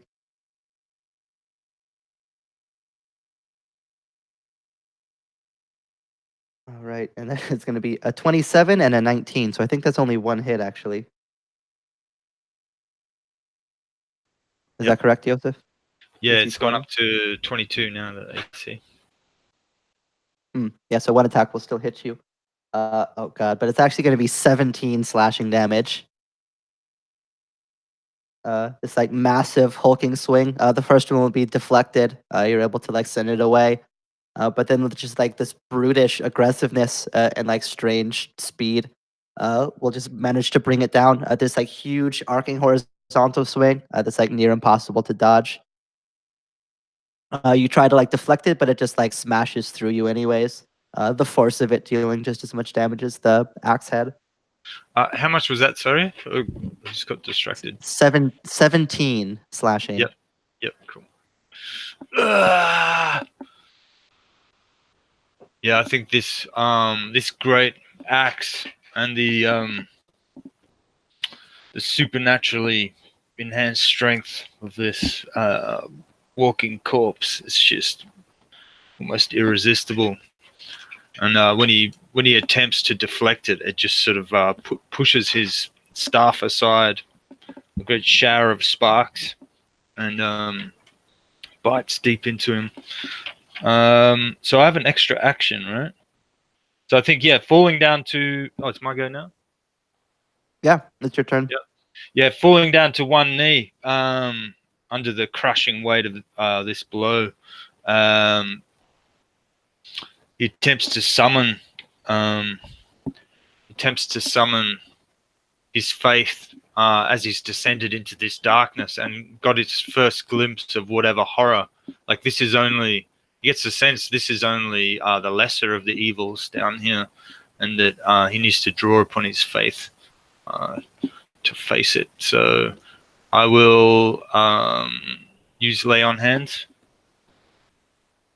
which is an action to do. Yeah, so just remember that the action from haste you can only use to make one attack, dash, disengage, hide, or an object. Yep. So this would be my. So your regular action would be Lay on Hands, yeah, but that's totally fine. Well, actually, I'll see if I can fell him first. That's what I'll see. So I'll use my haste action to attack. So he's still reckless, is that right? So Yep, 19. so it'll be with advantage, yeah. 19 will hit. Okay. And I'll use another spell slot. 18. 21 points.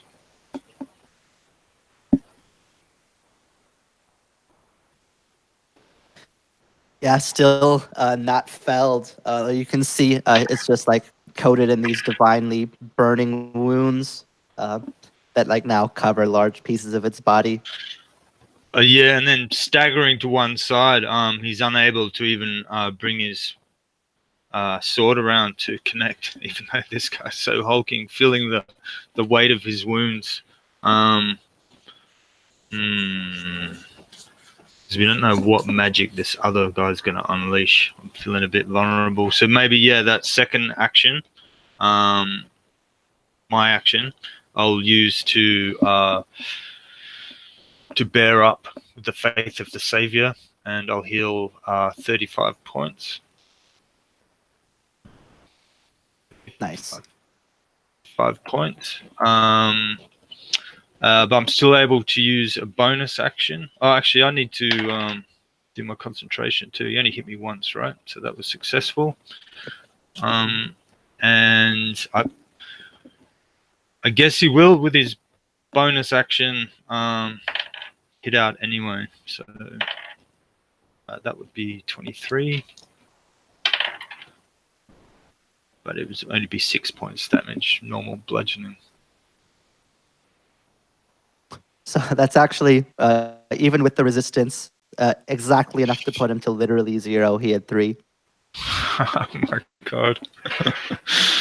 Oh, the joy. Yeah, so the staff, the iron shod staff, that's actually, it's kind of ribbed with iron, like a column almost, like the way they have that, the Grecian columns have that sort of longitudinal ribbing. Which is the only thing that keeps it intact as far as using it to parry blows. Yeah, I think filled with the buoying light of his faith and the desperation of a man fairly set upon by some creature of nightmare. Yeah, he'll be knocked down to one knee, sort of faltering in weakness, and then reach up with the staff up through under the jaw up through the skull of this guy with the staff, driving what little animating force is left in him out.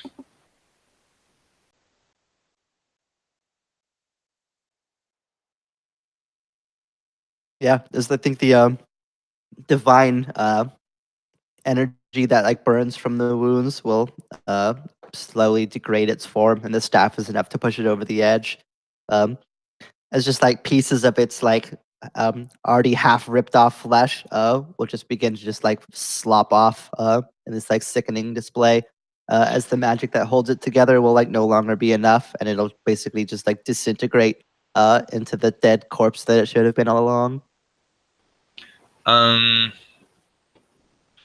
I think as far as movement goes, just so he doesn't know what this creature's about, it's just wildly swinging off to one side, and make sure it doesn't run at Victoria. He would say, "Keep out of sight of the door, lady," and he'll run over to join Malie with that creature, so at least it's can't go anywhere. Alright, so you're gonna run up towards the blinded one. Yep. Alrighty, yeah, you'll be able to do so. Victoria, this like hulking monster, seems to have been felled by Yosef, or at least it's on the ground, unmoving. But Yosef calls for you to leave side of the door. What do you do? She's going to unsling her bow, take a shot at the blinded thing, and then do as the brother orders her and retreat back 30 feet. Okay, you can do so with advantage.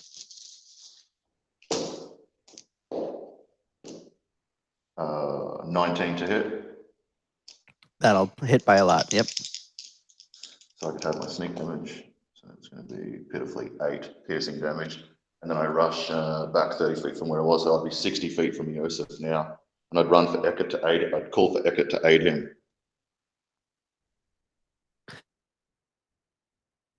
All right, yeah. So that'll put you far back enough so that you can, if you wanted to like hide on the other side of the archway, you would be able to do so. But since this is like one long hallway, that's basically where you would need to go to be I'll do that then. out of sight. I've got a cunning action to hide, so I'll do it. 24 stealth. Perfect.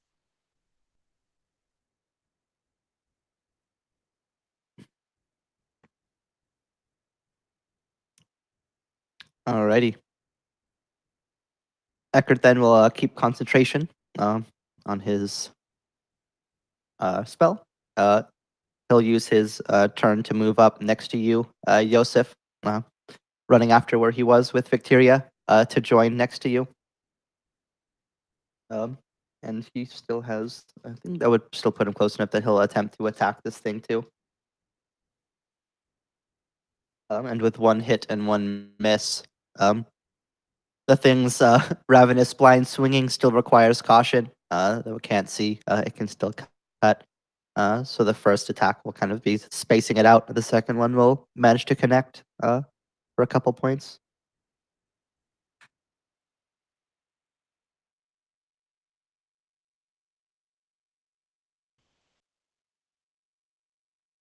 The beast, plague beast, will begin to like charge out from the room, from behind the door. Now that the door has been pried open, though Grimold has like fled back in to the corners of the chamber. Will charge at you, Yosef, and attempt to take you down with a bite. This like snarling, strange creature. It's like mottled, missing patches of fur and flesh. Will attempt to hit you, but with a 7, will not be able to. It'll just like snarl up, but your staff and your blade are easily able to keep its maw away from any vital pieces of flesh as it attempts to like bite at you. It's not able to do so. This other undead man will continue to swing wildly. So he'll make an attack with disadvantage at either you or Eckert. I'm going to roll for it. It'll be at Eckert, actually. So we'll just like swing wildly with this like half broken blade. And is not able to connect. Eckert's able to deflect the blow with some manner of grace. And that'll bring us back to the top. Ammon, you'll poof back in to existence. Yeah, so again, I'll move 10 feet while I'm in the ethereal plane towards the door, and then I'll move until I can see Grimold. Okay. And then I'm going to begin incanting a spell, and it doesn't sound like the others. There's a difference in the cadence and the tone, and the words are much more guttural and harsh. I've probably never heard, or Yosef's probably never heard Ammon chant in this way before. And when it completes, I'm going to cast Dominate Person on, which is some real bad juju, on Grimold, and he rolled a 9 with my other portent dice. I will then command him to remain perfectly still. So is that a 9 on the die? Does he still get his modifier? 9 on the die, yeah. Okay, what save is that? It is a wisdom, I think. So he gets an 18. So he has 9 on his save. Yes. Okay. Bummer.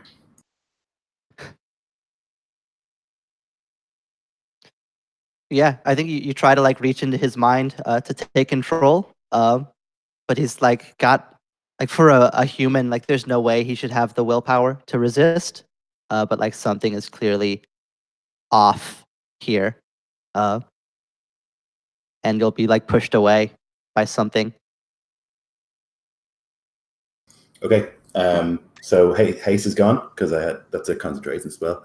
I think even if it doesn't go off, it would break my concentration to the spell, right? Um,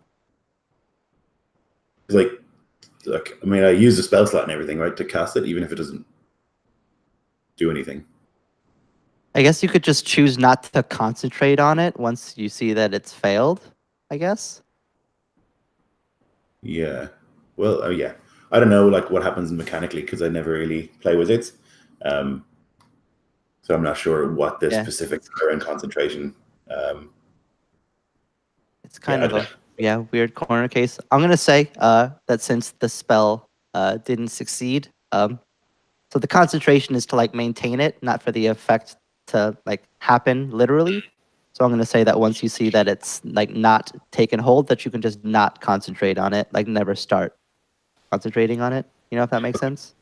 Yep. Yeah, we can research that one, but Yeah, that's a weird one, but I don't want to question take too much time on it. Yeah. So that's what I'll say for right now. question the for the haste will stay. sages.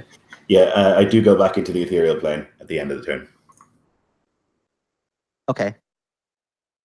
Perfect. Yeah, so you'll vanish. Greymold then will like try to like shake away this like strange force that's like gone over his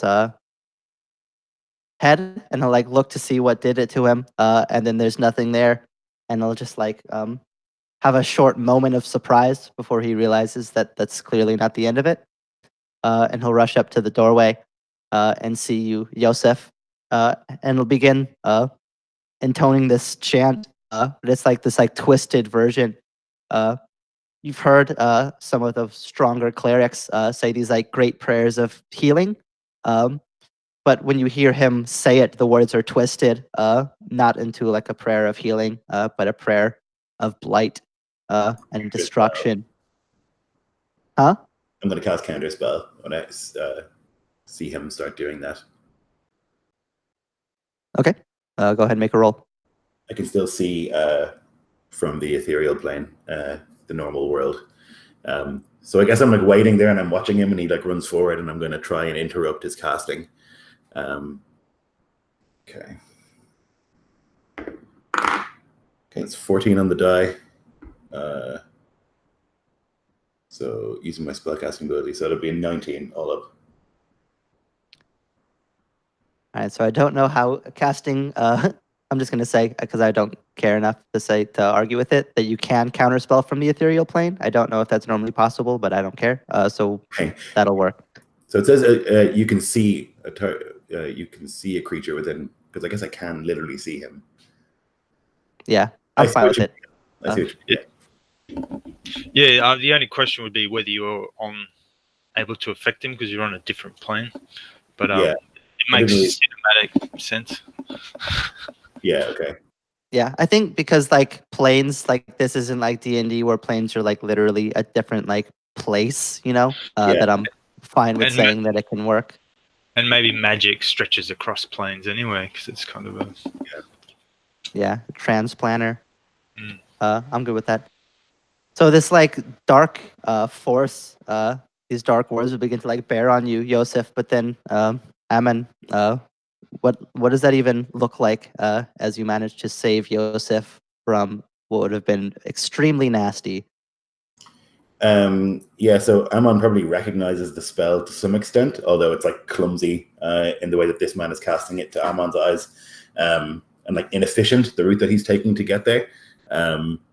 But as he like hears it, Ammon will like look at him and begin to like mimic his movements, and the words that he's saying, and then he'll basically like deliberately make those mistakes and like imbue that into this man's spellcasting so that he then says the words wrong and makes the gestures incorrectly, sort of like a puppetry sort of thing that Amon does, and the spell fizzles.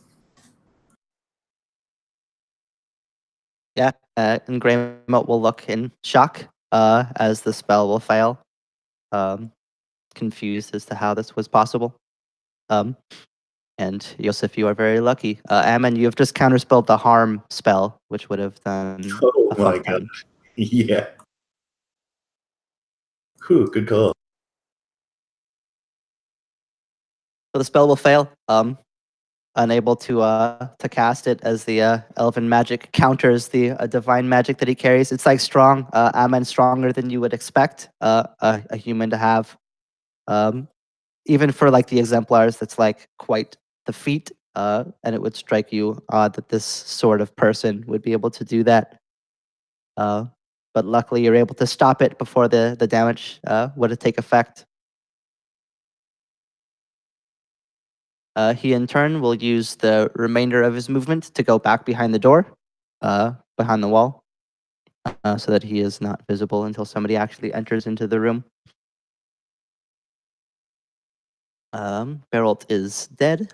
Yosef, there's this undead man swinging wildly right next to you.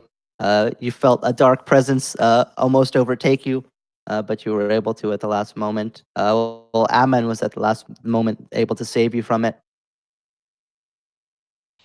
So the haste has slipped, has it? Casting another spell that requires concentration. So even as he feels the world slow down, it's probably like part of this shadow that seems to gather, ready to suffocate him almost before its threads are picked apart by the irresistible criticism of Amon.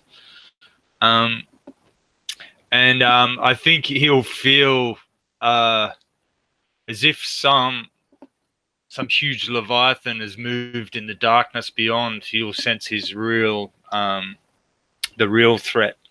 And So actually, sorry to interrupt, but if haste ends, you actually can't do anything on the next turn. Oh yeah, that's right. Being a part of haste.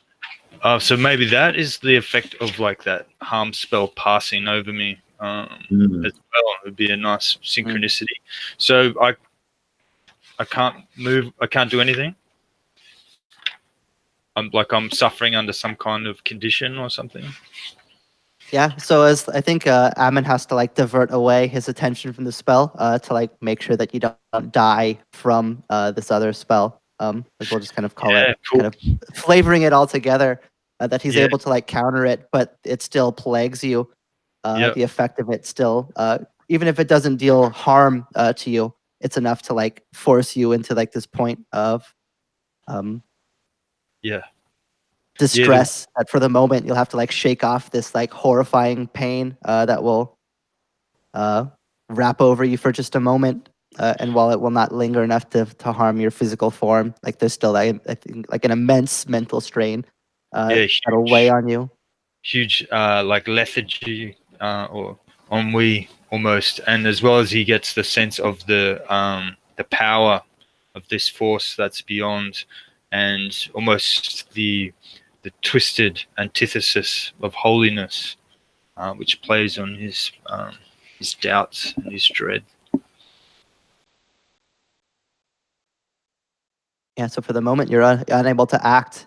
It'll take some force of willpower to shake you from the from this wave that now plagues over you. Victoria, you're quite far away, down all the way through the hallway and back out to the other side of the archway. But you can hear the battle seems to rage on. The clang of steel and the shouting of ancient words and spells still seem to fly. She'd have a bow trained from the shadows on the fight that Eosif and Eka were in the midst of.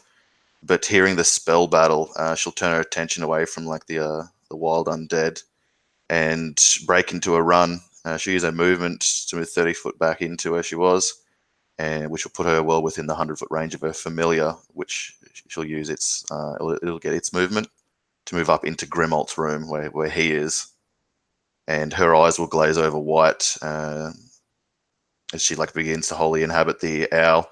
And I'll use my bonus action to create a 30-foot zone inside Grimald's room, which will last for 1 minute.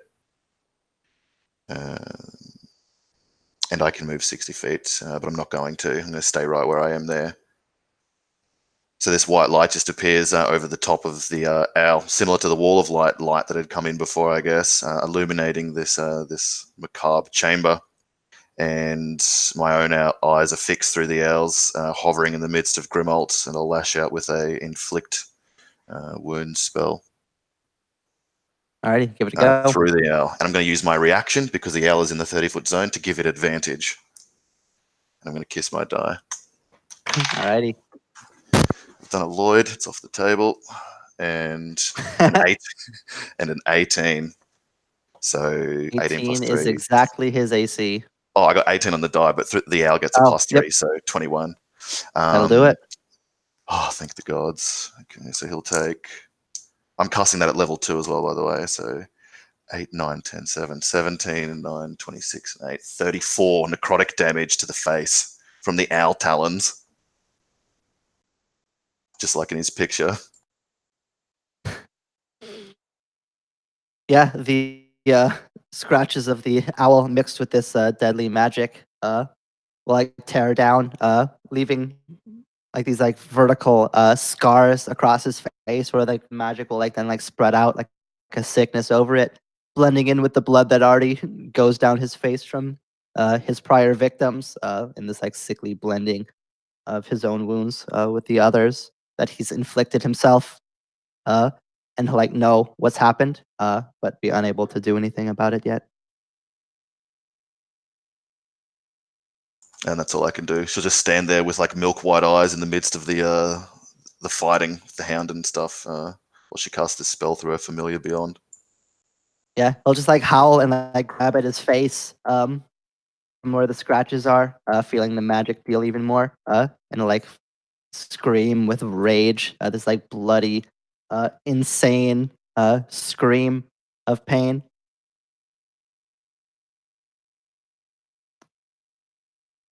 The plagued hound will continue to try to jump up and bite at you, Yosef. Will actually hit 15 on the actually oh yeah, because haste is gone, so it'll get a 20 exactly modified, and it will deal only 5 piercing damage as it like jumps up and bites your arm, but I will need you to make a DC 13 strength saving throw as it will attempt to like pull you down to the ground.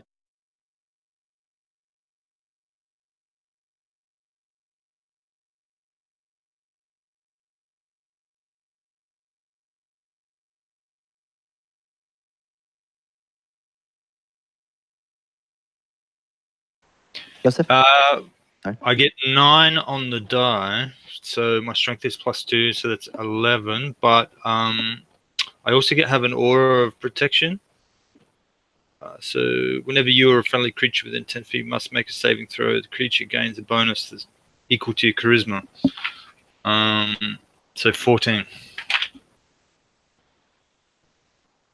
Perfect. Yeah, that's enough then. So this hound tries to pull you down to the ground. It's like hunting training from like who knows how many years ago at this point kicking in, but you're able to keep on your feet and overpower the beast.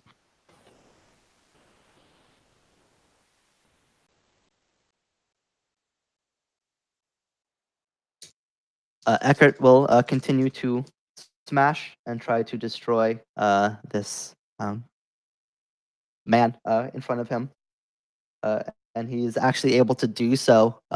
His hammer will like cave in this thing's skull, and then another smash to its chest, which will be enough to overpower the magic that holds it together. as the plagued man will fall into pieces, similar to the way that Berold had fallen. The wounds and age catching up with the magic, not able to hold it together, and will just like fall into this bloody mess of a thing. And that will bring us back all the way up top. Greymold is in the room still. He's ducked back behind the door. And this plagued hound still bites and pulls at Yosef. But Ammon, it's your turn. Okay. I'll move to the doorway. I guess. Can I see him if I go to the doorway? You'd have to take like a step into the doorway because he's like in the front corner of the room. Okay. Yeah, he's probably warded that. Would be my guess. So maybe I'll just blow up the room. Oh, I might kill the familiar then. It's fine. I don't like know. meta, it's fine, but like in game, my character would be like, no. Yeah. But it's fine if you want to. It won't affect my beacon or any of that stuff. Okay. So, okay, I'm gonna walk across the boundary and get a look at him. Yep, you'll be able to see him. Okay, and then I'm going to incant a spell. I'm going to cast Banishment on him, so he needs to make a Charisma save. Alrighty. Let's see what this is. Oh, not bad.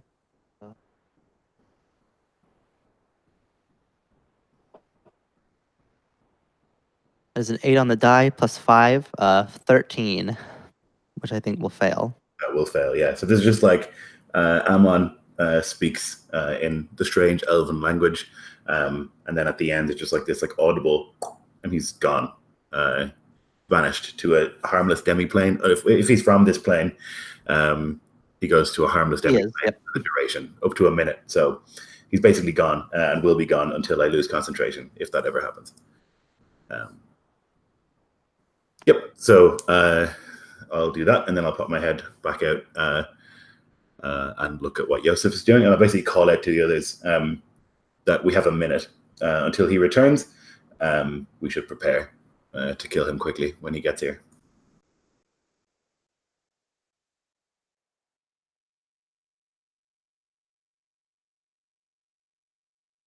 Perfect.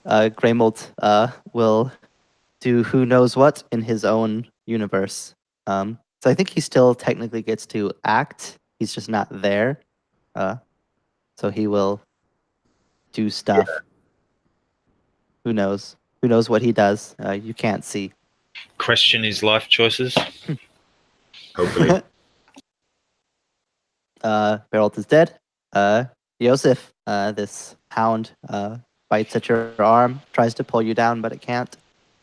Yeah, like a light coming on again. He senses this the great weight of the shadow beyond lifts, and but also feeling its absence. It was stealing his nerve to go into that room to face it, but hearing Ammon's words and also feeling that lightness come back. Knows it is gone for the time being, so he'll turn his attention to the hound. 16. Yep. Oh, actually, I don't think I rolled concentration last round, and I failed, so my magic weapon is gone.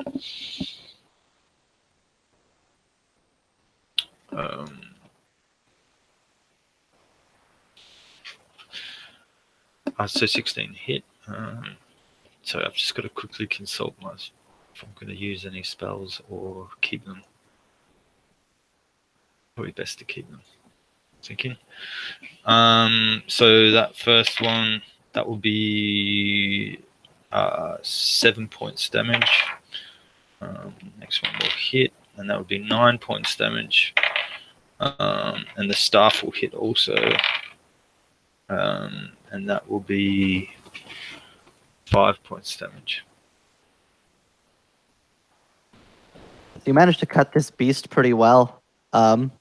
between the bludgeoning of the staff and the sword swings, it's clearly quite wounded from the attacks, and not having the same level of resistance that the berserker did. But it will not quite die. It's very wounded. Although I think at this stage, between the four of you and having a minute, I'm just going to say that you kill the dog. There's no way that you don't, between all of you there. And it's almost dead anyways. So with the dog dispatched, you will have somewhere in the range of 45 seconds to come up with a plan. I'm going to rush up from, I was furthest back, I believe, so I get up into the midst of the guys and just see if anyone's wounded or like badly wounded, because I can deal with that. So I'd like look amongst the trio to see who needs healing. I'm not badly wounded, and Emma would say we should focus our efforts upon ending this man in the quickest way possible. So I don't know if there's anything that. At that, she'll look to the blade of Eosif, because so far, like, he's been pretty proof against a lot of the magic we've hurled at him. We haven't yet tried with blade, so like maybe that her eyes would give away like that's what she thinks. Maybe we should ready to capitalize on the brothers here, Eosif and Eckert. I have one more big boy spell that I can cast that will potentially hurt him. Where shall he appear, Amon? And I'll scrape my staff down my blade again and cast magic weapon. Yeah, I'll point out like in the chamber, and I guess we stand in like a square around where he's going to appear. Lit by that beacon I put up too, so we're in bright light. And does he appear right back where he was? Yeah, in a space 10 foot from it. No, he appears. He appears. Reappears in the space it left, or in the nearest unoccupied space. So yeah, in the space that it left. Okay, so yeah, he'll appear in the corner then, the front corner of the room. Cool. Yep. So then we'll stand in like a whatever, or I guess like adjacent to him. Quarter arc around the corner. Yeah. Maybe like the two brothers and the owl. If you don't need to be in melee, Lloyd, and I don't need to.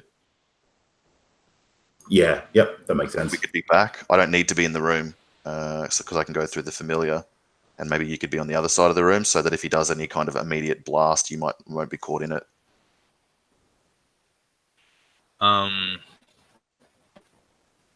Yeah, and I don't know if we can hold action.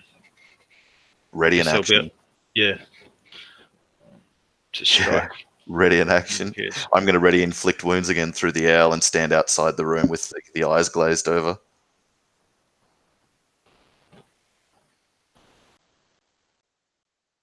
The thing about a lot of the spells that I have that do damage is that they do damage to everyone. So if we're all standing next to him, that's going to be pretty dicey. A lot of the like single target ones. Oh, I do have one level 4 slot left. Okay, no, it's okay. Yeah, I'm going to hit him with Blight. I'm going to wait and hit him with Blight.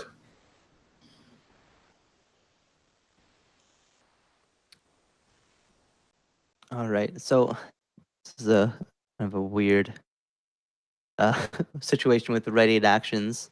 So I guess the ready is just like when he appears back in. I'll just say that with the preparation that you'll all go first, and then he'll go.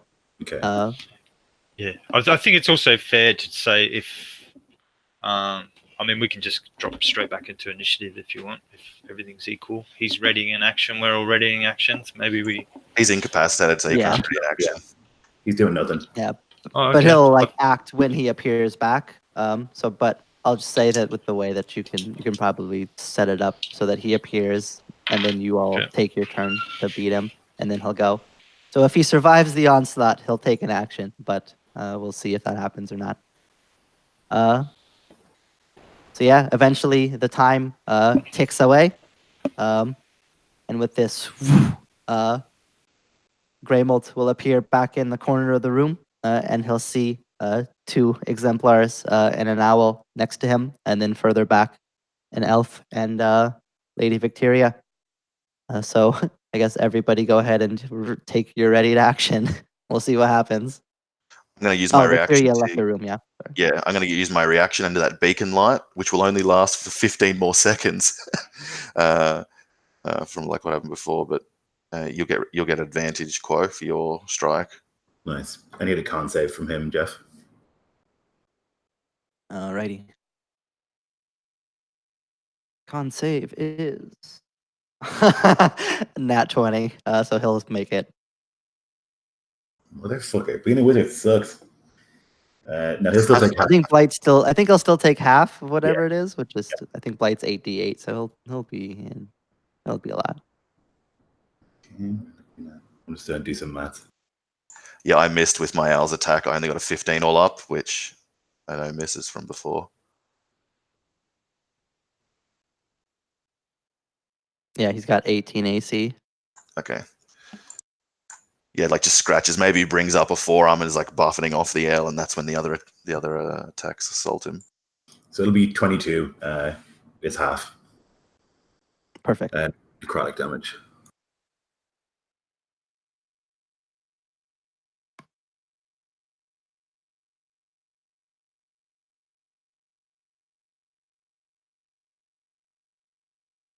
And Eckert will actually miss 2. He got a 5 on the die.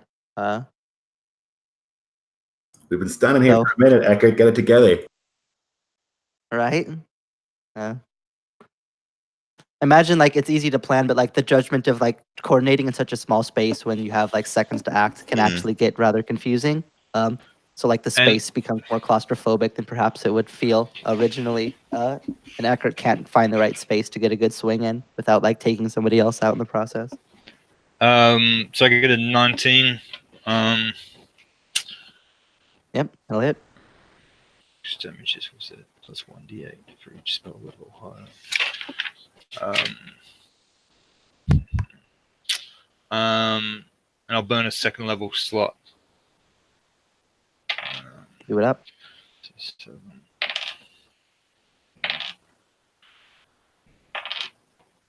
23. 26 points. Ouch. And this is just a held action, so I think we only get 1 attack, don't we? No, you take your action, right? So if you take But extra attack says when you attack on your turn with the attack action, it actually you only is get 1. ready to action. Because you're actually you're actually I using. didn't your know that reaction. until very recently. Yeah. Yeah, you use your reaction to do it. It's like a attack of opportunity. Almost. Okay.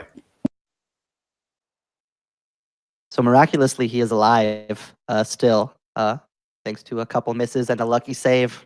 And I think that's everyone.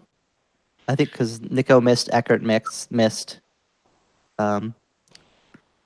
Yeah, in desperation, he's just gonna like back down into the corner and begin trying to chant one last spell that he hopes will kill everybody, which seems unlikely, but he's gonna try. Oh man. So I've actually got Mage Slayer, but I've just used my reaction, so damn it. I do have Counterspell, but I don't know. Can I cast it this round if I cast a spell already? Yeah, right. It's a reaction. Well, but you readied an action to cast the spell, so that would have been your reaction to take your ready to action. I gotcha. The ready action thing confuses me. Yeah, it's strange, and I don't think that the rules are as clear as they like need to be quite with some of that stuff. Okay, so this is gonna hurt.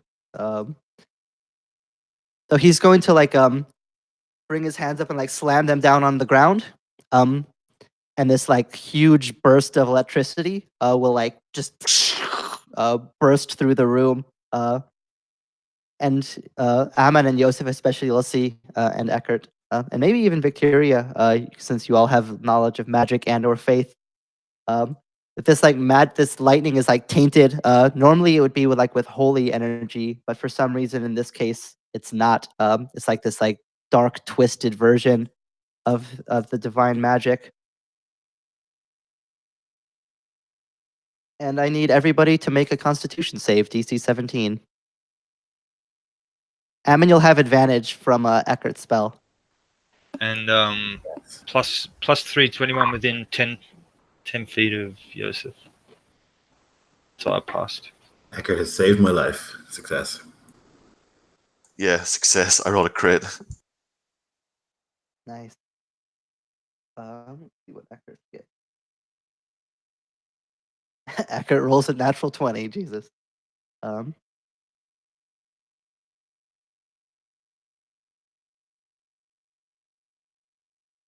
All right. So in that case, everybody succeeded. Jeez, that's really good. So this like ripple of this like dark, twisted, unholy electricity will like just burst out through the room. It'll take like everything in you to like not be knocked over to the ground by this like explosion of force. But luckily, everyone will manage. And you will all take 21 lightning and necrotic damage, which is already halved from succeeding on the save.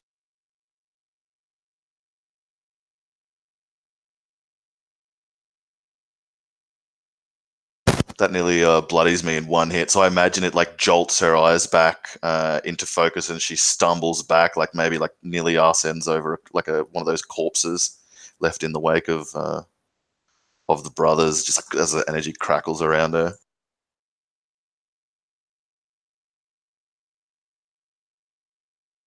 Nearly bloodies me in one hit.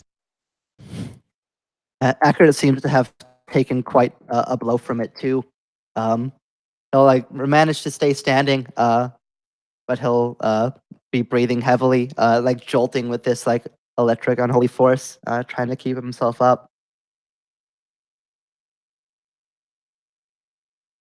And that will then take us back into initiative order, Yosef. Graham somehow stands. That was quite bloody. I'm on first. So that was his turn in initiative. So Gotcha. Down. You'll all go before he goes, but yeah, I guess it doesn't matter. Yosef says, "Hallowed, deliver yourself unto salvation." And I'll use a bonus action to utter the vow of enmity. So that's a channel divinity, and I gain advantage on attack rolls. Nice. Against him for 1 minute. So that will be 19 to hit. Mm-hmm. So that'll be 2 hits. Let's see what spell slots I have to milk.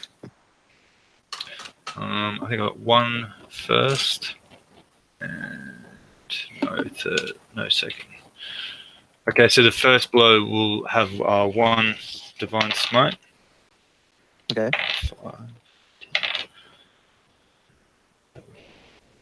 14 points. And second hit is 11 points.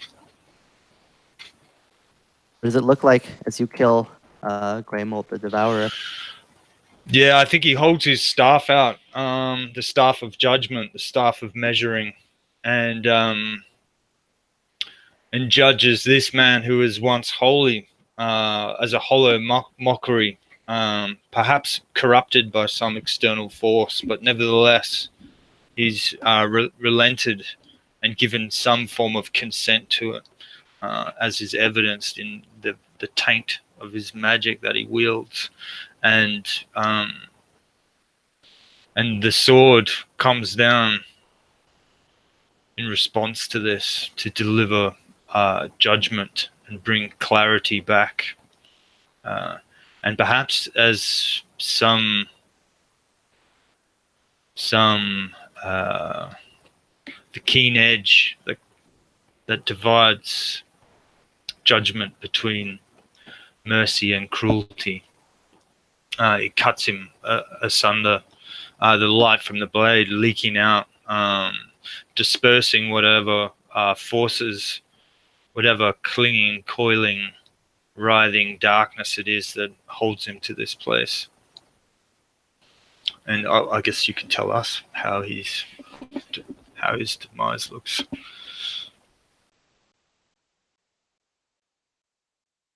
Yeah, as the sword like pierces and cuts, to like look down in disbelief at his own body, as if he like doesn't understand how this could happen. Like as if he's been surprised by it. But then he'll just like look up, and you'll see in his eyes that despite all the power that he wielded, he's still just a man in the end, and he'll die like a man.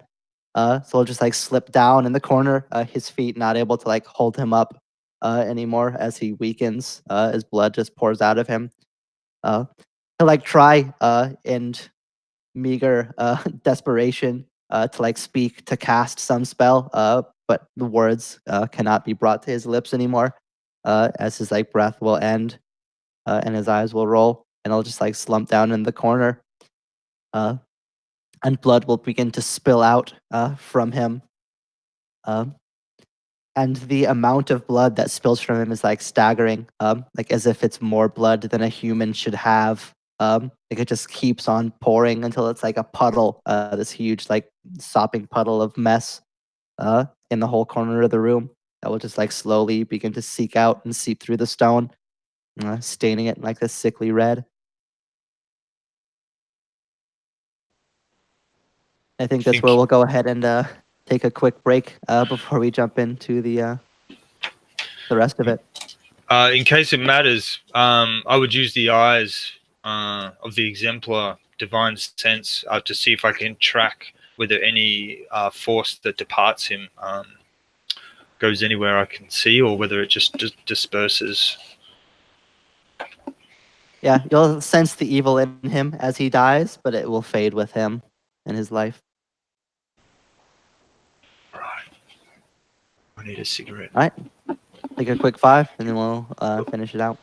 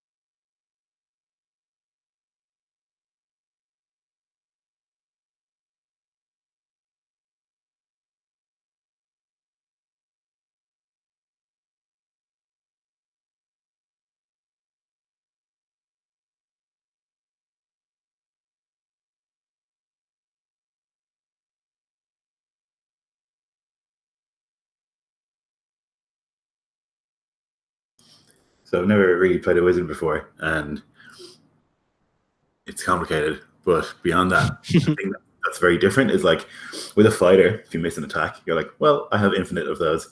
But with a wizard, when you use like one of your 2 spell slots to cast a spell and it doesn't work, you're like, fuck. Damn. It feels so bad, dude. It So feels bad. so bad. Yep. And even like, so like, but like, I mean, of course he did because he's like a spellcaster. But like both of the 5th level spells that I used, the wall did a thing, but then immediately vanished, and then the dominate didn't work. And it's just like, well, I'll just throw those spells in the bin, I guess. Which, like I say, it's because they're limited, I guess, as a resource. With a fighter, you're just like unlimited. Like you're always going to be hitting. And if you don't, it's not a big deal, which is very different. Yeah, if you miss an attack, you can still attack next turn, and there's no consequence other than the opportunity cost of the HP that you didn't deal. Right. But with a spell, you've also like used a thing to do that. Yeah.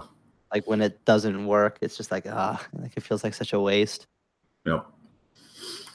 There's a lot To be do. fair, you got his level 6 spell slot right back at him too. Yeah. So, Yep. and thank the gods for that. Like maxed out my counter spells. I was like, I'm gonna need the shit out of these. Banish though, counter man. spells, man. That's turned out to be quite a bitch.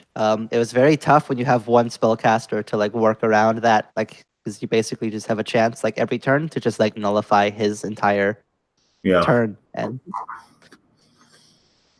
but you're very lucky that worked because I had pre-rolled the damage and he was going to take 46 necrotic damage from that spell. Holy shit. Probably 23, but still would have been severe. Yeah.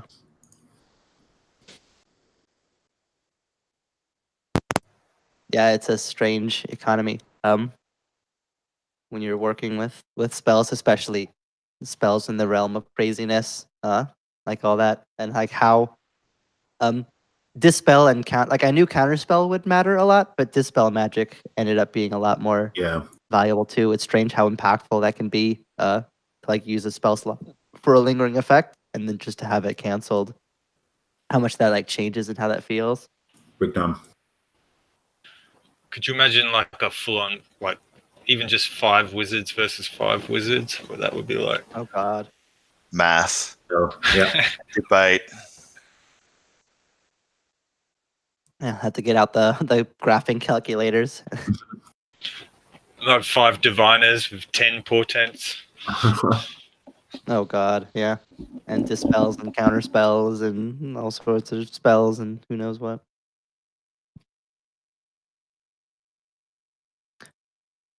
Alrighty, so we're all back. So we'll go ahead and finish out the last bit here. So the last breath and life will fade from Greymold's lungs and eyes. The blood will like continue to pour. This like strange, almost inhuman amount of blood that's begun to like pool in the corner, and like soak into the stone. And for the first time in a good handful of minutes, it's like eerie silence will fall over the room. Eckert's like in the corner. He'll like sit down and like breathe heavily from the wounds that he sustained from that last spell. And within the room itself, if you were to take a second to look, there's the corpses in varying degrees of decomposition of a couple members of the faith. Most of them have like huge holes ripped out, which, Amen, from what you saw when you misty stepped into the room in the first place, you can presume that Greymold has eaten. Yeah. Additionally, there will be on the altar a couple like tomes and scrolls of notes that he's written, and like a strange mixture, this like almost like nonsensical mixture of like the old church language, like the Latin equivalent of the oratory, but then also the occasional words of Elvish will be scripted in there, though to actually decipher the entire tome of notes will take some amount of time and research. But other than that, as the Greymold's blood will continue to pool, it'll be up to you guys to decide what you do. Yeah, I'm on seeing that it's done, and that he is very much dead. We'll cast Detect Magic, just in case there's any sort of wards and things lying around still that he left. Any sort of permanent ones that would continue after his death. And then would like wander over to the books and the scrolls and stuff and begin like perusing them.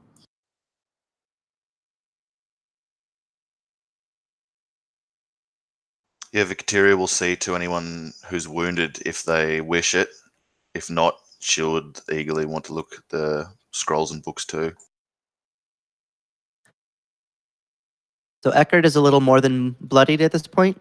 He's a bit under half, so he would display some obvious wounds. Okay, I'll cast Cure Wounds as a 2nd level spell for him and give him 13 hit points. Perfect. That'll get pretty close to topping him off. We'll give a nod of thanks. And I'll actually begin intoning a prayer of his own. It'll take 10 minutes, but after 10 minutes, he's going to cast Prayer of Healing to try to top everybody off too. Oh, nice. After thanking you, he'll like give a nod graciously. You said this actual place was warded, like it's in the stones. Is that? But obviously, it's only against a certain school of magic, is it? Seems to be against Yeah. like. So. Yeah, Amen, your Detect Magic will reveal, at this stage, the only spells in the room. Apparently, whatever glyph that you tripped when you first teleported in was like a one-off glyph. It was a glyph of warding, as it turns out. But the only other magic that you'll detect is the same array of non-detection and other I can't remember what the spell's name is, but the other ones that prevent divination. Just the same set, but there's no additional spells, no traps or wards or lingering magic from Greymold. Can you detect non-detection?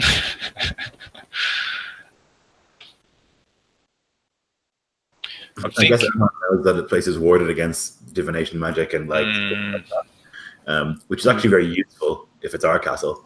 Yeah, that's it. Yeah, totally. We don't want to dispel that. No. I assume that's kind of regular or reasonably regular practice, is it? With the, like you were saying, Would for the be. elves. Basically, any keep with a powerful elf will have an array of divination, anti-divination wards, just to prevent the spy network of information from getting too out of hand.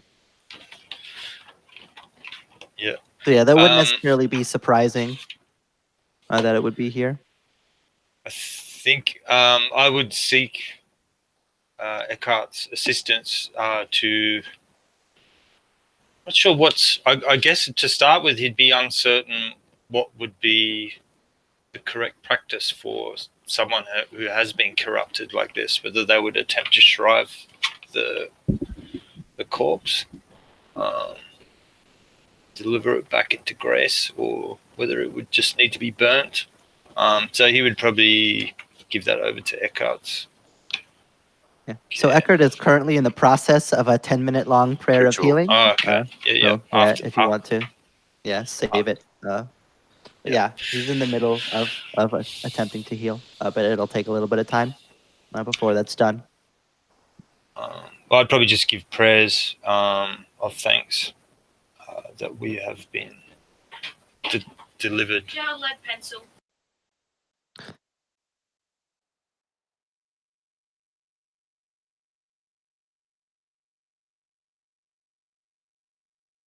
So with that, Amen, as you begin to like read through the primary book that he has, it seems to be like quite large. Like it'll take some amount of downtime to actually read the entire thing.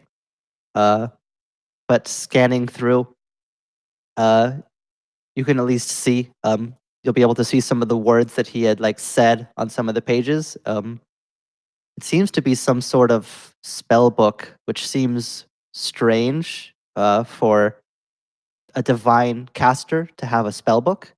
Um, but as you kind of begin to read a little bit further, at least like skimming some pages that like stand out with like some symbols perhaps that'll like mark it as something of import, that a lot of them seem to be like almost like twisted, corrupted versions of common prayers, where normally it would be like a prayer of healing or a blessing. It's like a twisted version of that that's meant to cause the inverse effect. Mm. Uh,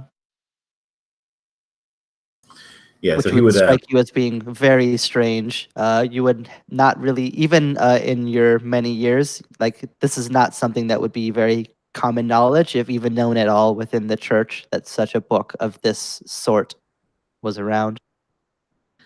Yeah, Ammon would be keen to keep it. He thinks that if Yosef and Eckert see it, they'll want to destroy it because humans love burning books and destroying knowledge. So he'd like flip through and see like his basically get an understanding of what's happening with it. The idea that you could, or that a person could get magic from their god, but then change the way that it's used, maybe in a way that the god doesn't intend, seems bizarre to Ammon, but interesting, like as a sort of like application of magic. He doesn't like this man, but he sort of admires him for the amount of like work he's done here, and the power he was able to gain. So he would definitely be interested in like reading through these notes. I'm sure that Ammon can read at a speed that is superhuman. But yeah, so he would then turn to say, these books, there is interesting information here, much to be learned. Who was this man? Does That it say? An arcanist, but he wielded both divine and arcane magic.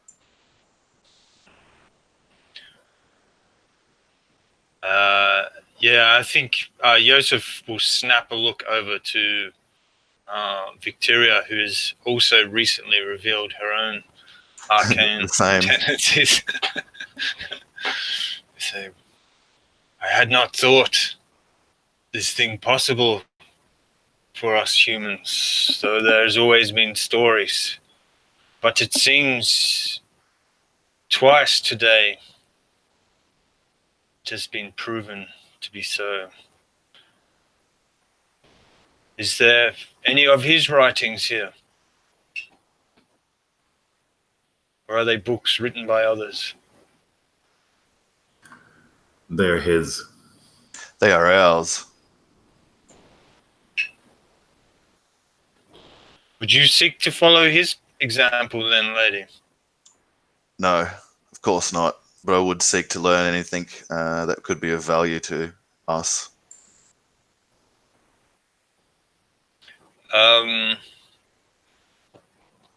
So I guess, did you say there's a few books there, or?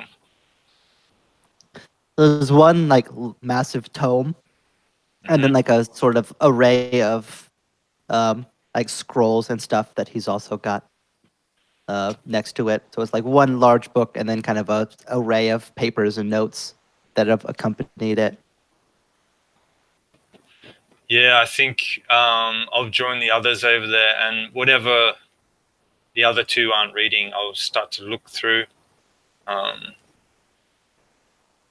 Yeah, and I think I do have. I only speak common, but I do have some grasp of Elvish too, which I usually have.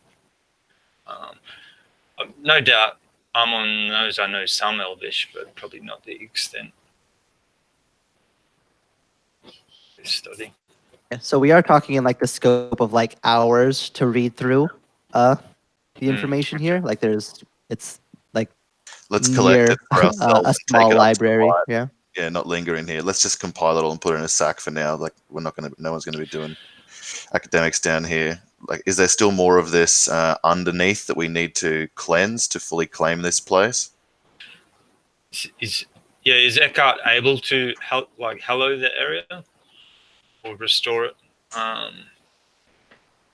from its corruption?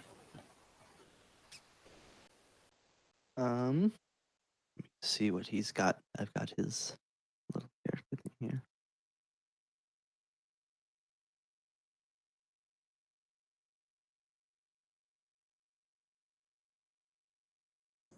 I think Hallow might be level 4. So, yeah, he would tell you that on his own right now, that his power by himself is like not enough to like cleanse an entire area.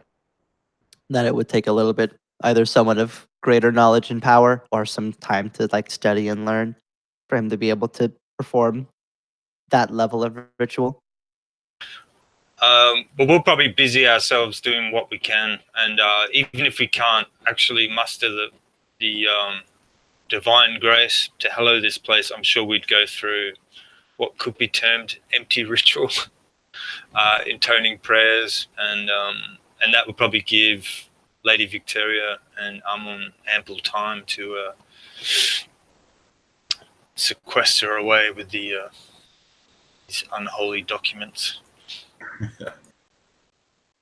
All right, in the meantime, Eckert will have finished his prayer. Everybody will go ahead and gain back 15 hit points if you're missing anything, as his prayer of healing will empower prayer, healing at some of the wounds that the lightning and perhaps the axe of the other man had done.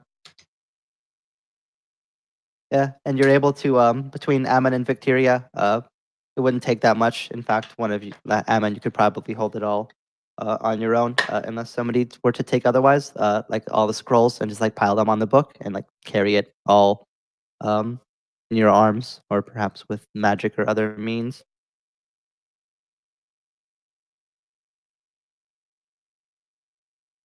But is there anything that you guys are going to do down here in the basement while you're here at this moment? If you were to look, you'd see that this is basically the whole of it. That there's at least, unless they're exceptionally well disguised and hidden, no like other passages that would lead anywhere. So is it like as it appears in your overlay with the ruined keep over top it, on like the terranean level, ground level? Yeah. So this is basically like an underground sort of cavern that they've hollowed out, or perhaps was here naturally, that they've like built certain like constructs into, like the room that you're in right now that Greymold was in was clearly built, but the cavern itself is very either roughly hewn or perhaps mostly natural.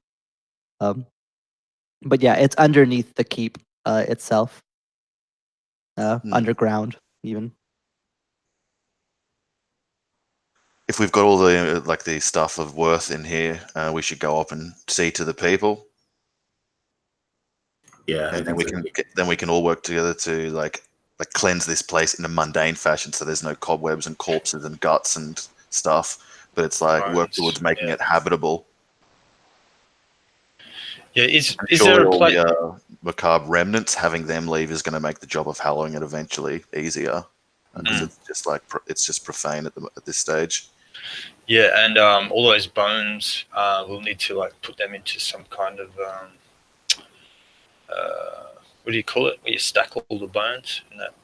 Ossuary, yeah. Yeah, to an ossuary. I don't kind know. of. I don't like the idea of having an ossuary in a world where there's necromancers and stuff. It's just it's crazy to me. I don't think I'll like we just burn them or grind them to dust. I don't want to have to deal with an ossuary monster when we get attacked. Legit. Yeah, is it? Have we spotted like where would the chapel normally be? It'd just be like a ruined building up above, or is there any altars or anything down here that look like they belong to the faith once upon a time? So this room that you're in now actually appears like it was originally constructed for use with the faith. So at this stage, whether or not you'd like to still use it for that purpose, given the events that have happened in here, will be up to you to decide if that would be within bounds of holiness or not, or if it would be corrupted. But this room was built for holy purpose, though at this stage, it's clearly not used that for some time. Yeah, cool. We'll head up, and at some later stage, I'll probably just start preparing holy water. That's probably all I can do. Yep, cool. So I'll follow these guys up.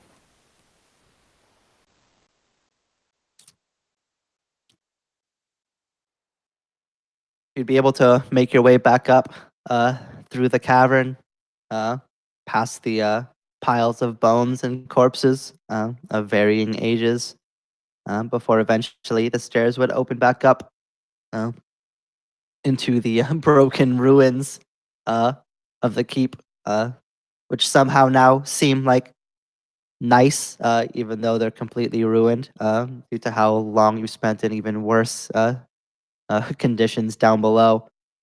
It's like simultaneously a breath of fresh air and a disappointment.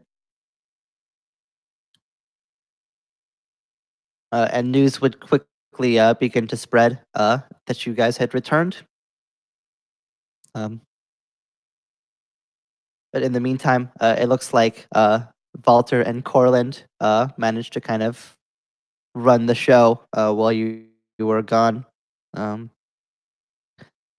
giving at least attention to the groups that needed it, while like the border guard and so on would be largely left to deal with their own situations, given they have the capability and the infrastructure kind of already built in.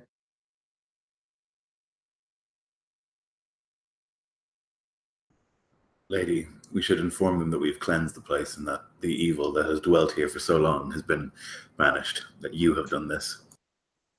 Even though it's still not been hallowed, would And it the be evil safe? is gone.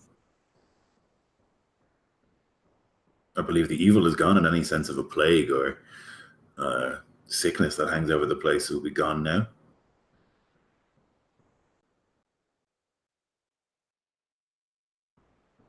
She'll nod at his counsel and then go to the people and tell them, but by the grace of the Savior, by the might of the faithful, this place, its bowels have been cleansed, and like the necromantic profanity that was being worked there has been silenced for once and good.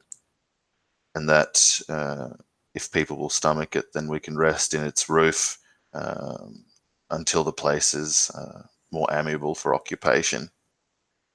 None were slain. We were protected by the righteous favor of the Savior, and try and imbue some kind of huzzah from the folk, and get them to come from like the craggy rubble, at least to like the outer alcoves where like it was like walled and like solid shelter. And once we've got the stuff inside, commence to like cleaning the place and making it habitable.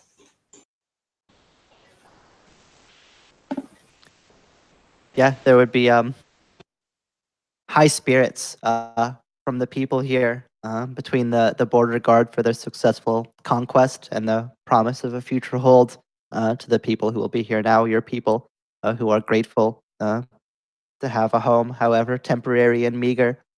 Uh, and your news of conquest and instilling will be successful, and people will seem to be in good regards. So I guess before people actually start to get down there and clean, will any of you do any initial prep work? Because at least for the moment, if people go down there now, they will see like half cannibalized corpses and things like that. So I don't know if that's something that you mind them seeing and working with or not, Would it or be if you would burn them first, or Would it be fair for the border guard to take care of that? If Yeah, not, I'll and just do it. well, we can prepare some of the faithful too. I think I would be keen to bring Corlin down to help steal his nerve through exposure. He should at least, although he was doing some task of keeping the spirits up of the people up above, he should share some of the horror. And probably wait for the first light of day, because I imagine it's still dark. Yeah, so maybe those that I would judge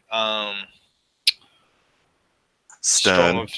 stern, or strong of faith, or some other kind of edifice to protect them against a gruesome sight below. And we would begin to prepare things. Particularly, there's still the bodies with the hollowed out stomachs and all sorts. Because you've got other work to do up above too, anyway, that you can probably busy some of the others. Mm-hmm. Yeah, we've got endless toil before us. Endless. Mhm. Well, I'm on reeds. Toil enough. Yeah, just the kind of toil. He'll do the heavy lifting of the mind. If you want, I could burn bodies instead. I'm good at that too. Although that might be more upsetting for people to see. Well, we're gonna have to bring if you truly want them burnt, we're gonna have to bring them up to burn them because I don't think it's a good idea to do it down there. Mm. The idea of like sending folk to like go and fell lumber to make a pyre for like this unholy lot is a bit rough. Mm. But like, what can we do? We can't have it here. It'll make people crook. It'll make people sick. Do you have like spells, Lloyd, that are like cantrips or whatever that you could just eradicate this problem for us? Yeah, I mean, if I rested, I could like use acid to burn them into nothingness, or like, yeah, it's within my power to just eradicate. But not now. Yeah, I'm just a bit knackered. I mean, I guess just continuously hit them with what's it called, firebolt until they are dust. But it might make a lot of smoke. Well, just because it's my job to complicate everything, it would depend on what is considered right for burial. Because, for example, whether we bury people in the ground or, for example, violating the integrity of their structure, or whether that would be considered like profaning their memory or not, or whether it's basically like a cremation, rite of cremation, purification through flame. Is there any issues like that come up, Jeff?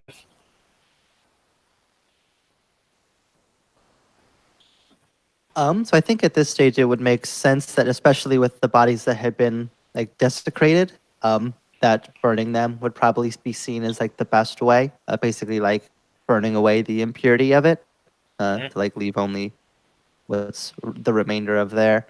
And there's not that many like fresh corpses. Perhaps maybe a half dozen. That seem to have any like sort of remaining flesh on them. So like those would really be the only ones that you'd have to like completely burn away, while the rest are mostly just like piles of bones and skeletons, which would be easy enough to like get rid of. All right. Well, in that case, I think what I might do is turn it into more of a ritual cleansing, so at least the people can, like, rather than just hearing stories of what's happening below, actually prepare pyres and use prayer to kind of contextualize it into a purification. And that way the people can participate in the purifying of this place. And so in that sense, they will be participating in starting this new chapter for the fort. And get Corland and Eckhart both to help perform rites, passage for these souls to purity through the portal of flame.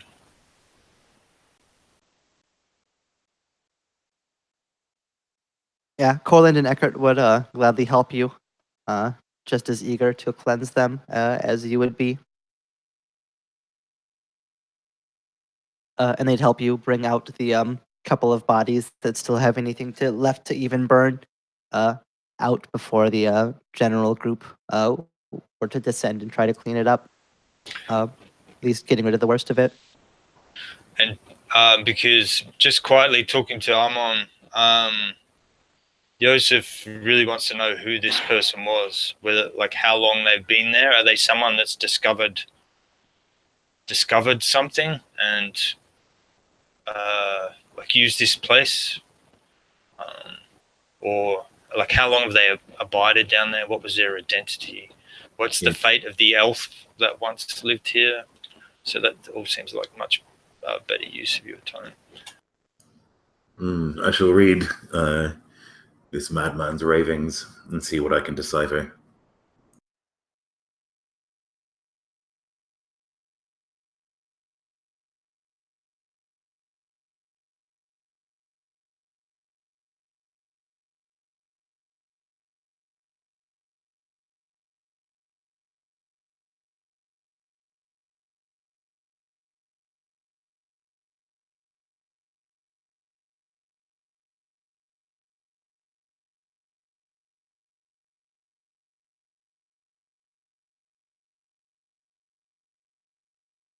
Did we lose Jeff?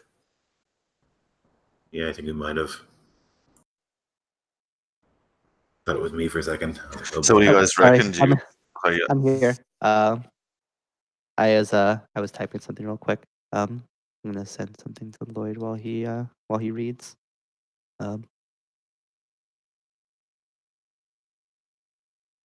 But yeah, you'd be able to get rid of the corpses down there, and whether or not that's enough to send the rest of the people down to a cleanup or not. I don't know what the plan is, because as you say, there's a lot of different things that can all be done. I don't know what's the priority and what's not.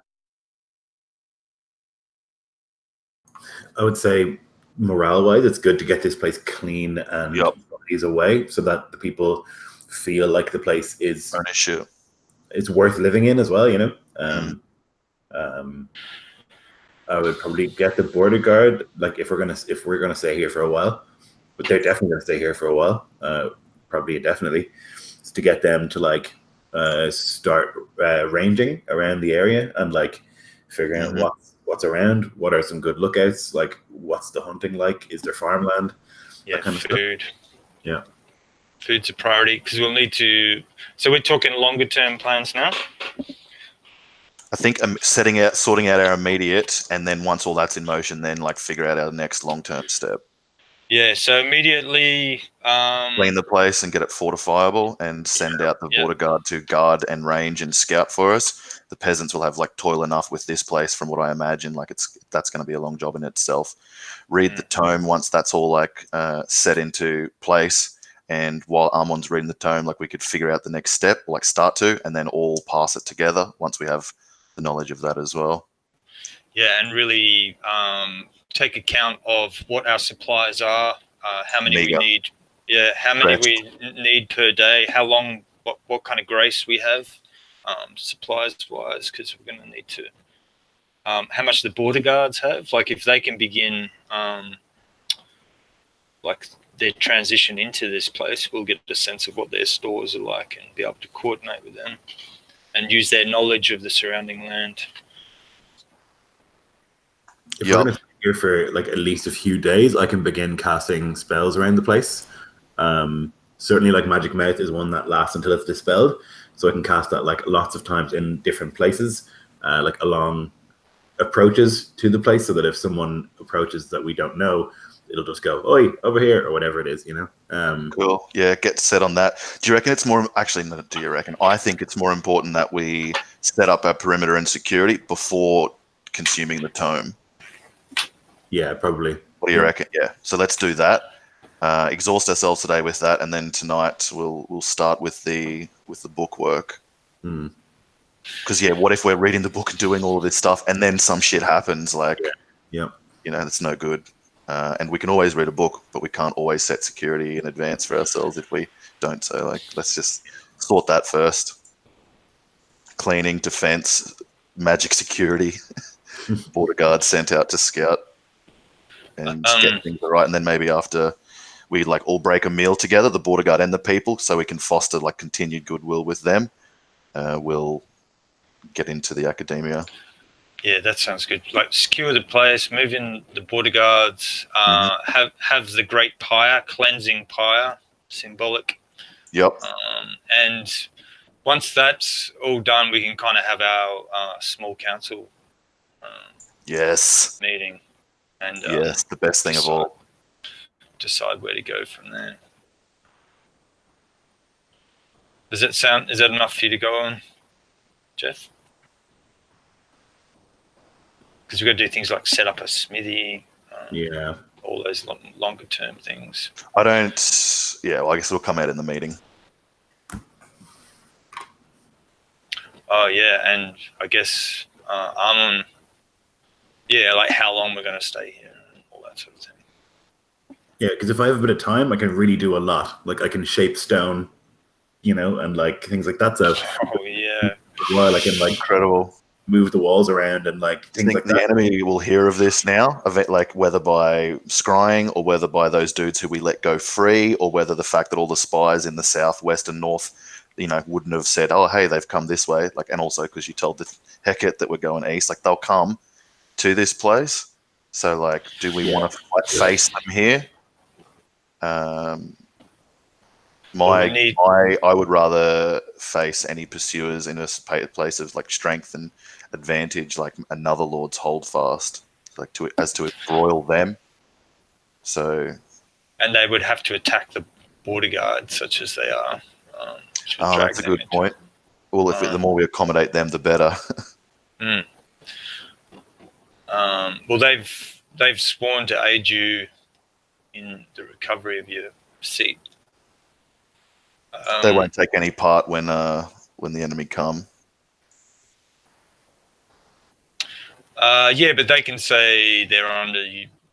They're under your.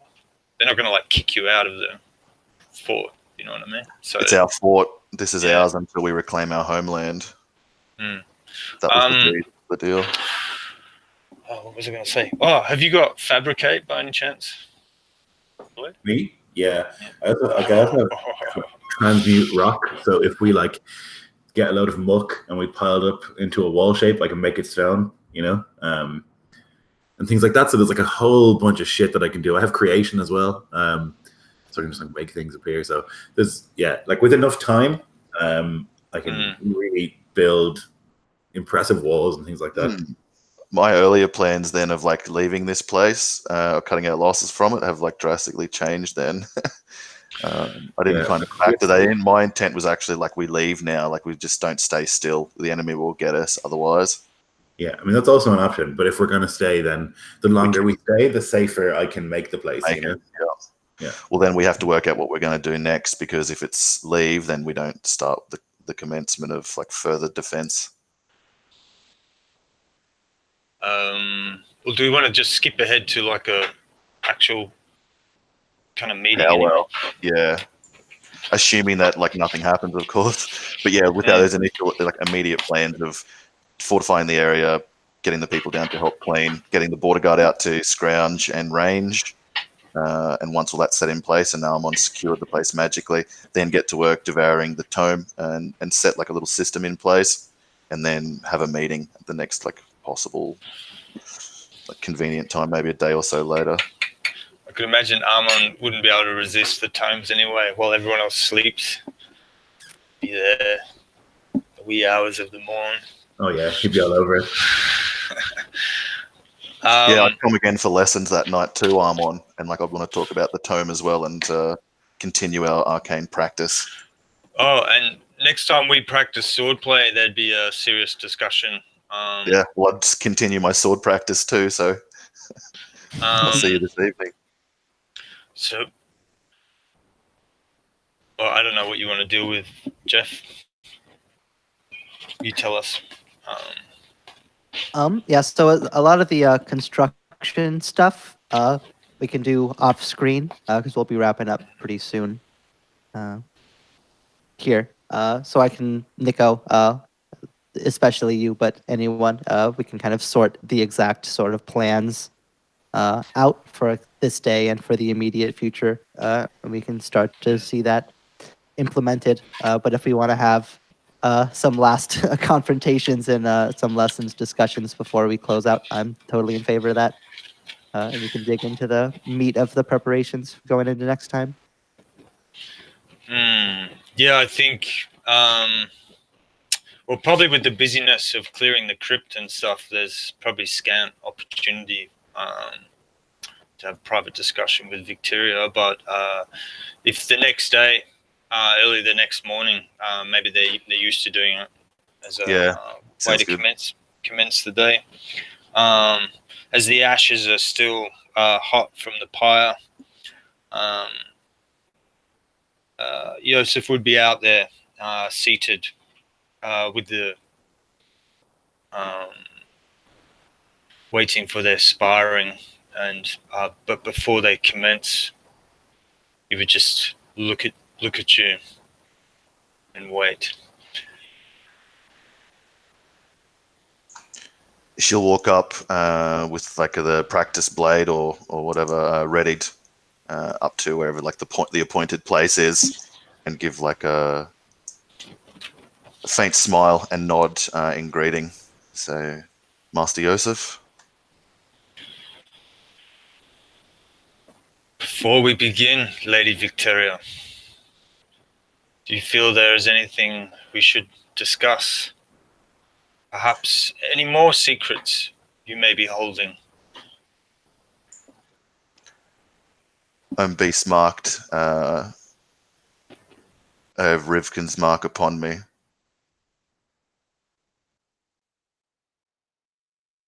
Do I know? Which in old days would see my kind burnt by orders. They're still in the memory of the houses. And by that blessing or curse, I'm given secret ways with which I might know the cunning lore of magic, not that coming from the Saviour, which I am blessed to have also.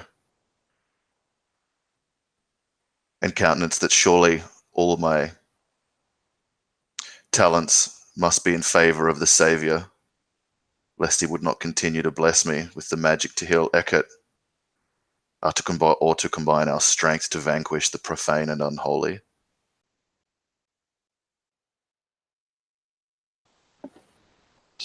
So you utter prayers to cool this magic then?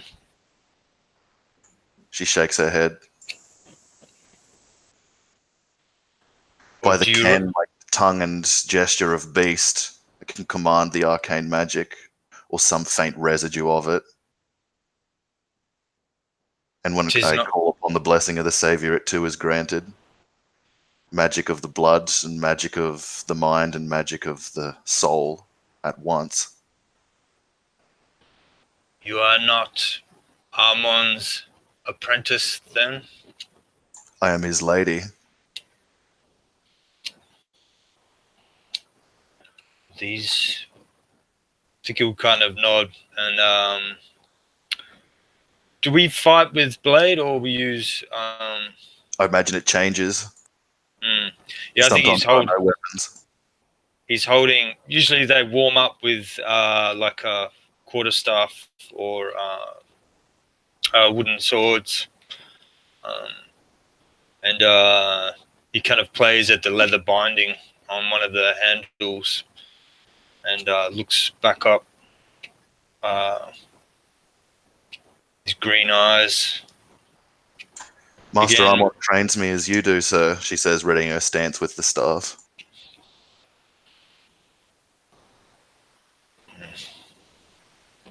These are strange times, and I feel as though I am constantly having to take your measure anew. And at which point he'd probably strike out with a even more severe blow than normal. And yeah, he's probably willing to keep it at that, just knowing that he's what he thought you were is just constantly having to revise it, being perhaps caught in the past a little too strongly. But all seems to be on the move now. The house rendered down to smoking ruin almost, and people cast adrift.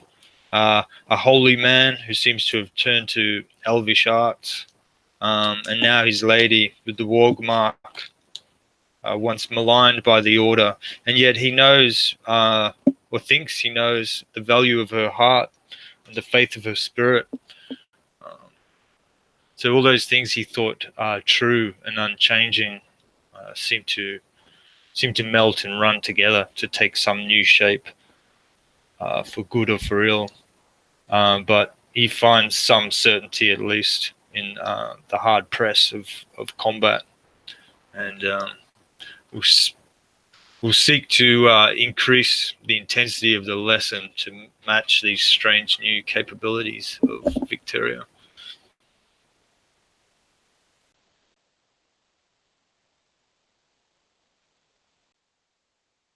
Yeah, Victoria will employ none of her like blood magic or any kind of aid, just like what physical prowess that Brother Joseph has trained her in when she was a child, and now renewed in her like ladyship, and she'll probably be bloody and bruised for the lesson. a bit glad of it.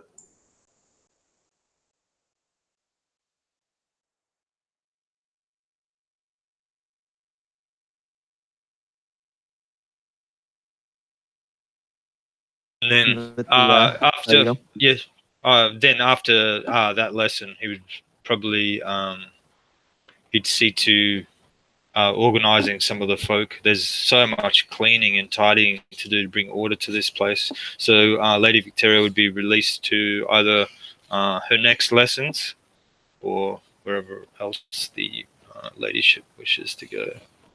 Her new castle. Yeah, she'd just be with the people helping to clean up the place until like evening's close, and that's when she'd go out to seek Armut for their lessons.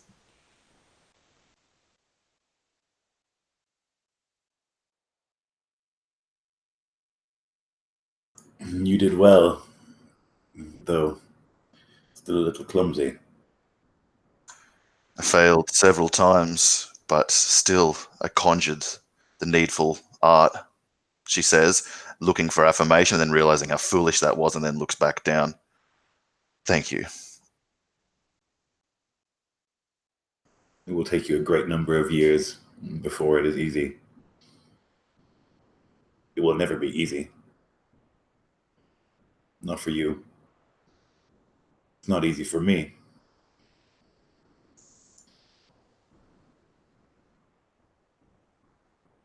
But you can practice. Difficulty feels right, Master. Good. It should be so. The power is not for everyone. It's not for anyone, really. But we take it through study and dedication. We take it for ourselves. It is not handed to us or bestowed upon us. The things that I have read this man attempted to do, you will find it horrifying. And so will Yosef. Your kind. Kind of like looks away for a second and thinks back to like the times of like pure ambition and study, like of his youth, and the things that were like allowed then, like anything that would advance the art was deemed acceptable. And now this, he thinks, is going to lead to these books being burnt, and all mention of this, or all talk of this, being thrown away because it's so profane, and particularly because of the nature of the magic involved. So he hesitates in even saying anything to the lady. But she asks, what is his art?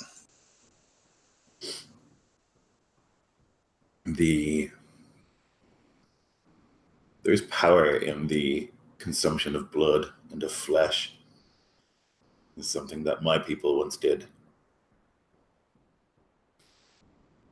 The power of your god is contained within blood. And because there are so very many of you, that blood has been thinned to the point where it almost doesn't exist. This man, rather cleverly, figured out that those who are of the faith tend to have this blood, some of them more than others. And so he was consuming them to gain those pieces of blood so that he could have some kind of divinity. And with that divinity empowered his arcane learnings? He seems to suggest that the more he consumed, the easier it became to cast spells. This makes sense. House heads will display the arcane traits of their genitor. Hmm. Yeah. Blood magic is forbidden and outlawed, and for good reason. I guess These Amon, texts. Oh, so you go. for when you say good reason, I think Amon would like do that almost imperceptible eyebrow raise. Like, yeah, you think it's a good reason. Your people think it's a good reason. But he won't say anything.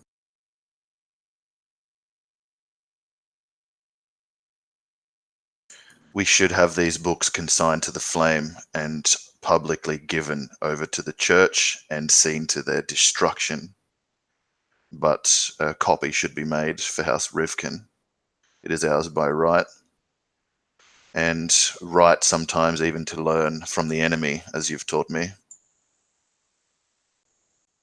Always, we should learn in everywhere that we can. The body of this man, all of that blood. Luring the faithful from the ruins who will go missing so that he can drink their divinity and so warp it to his own end to create companions of undeath to live down here in dark knowledge. That is wrong, but to learn power from it is not wrong. I suppose the body has been destroyed already. She nods. The pyres burnt all through the night.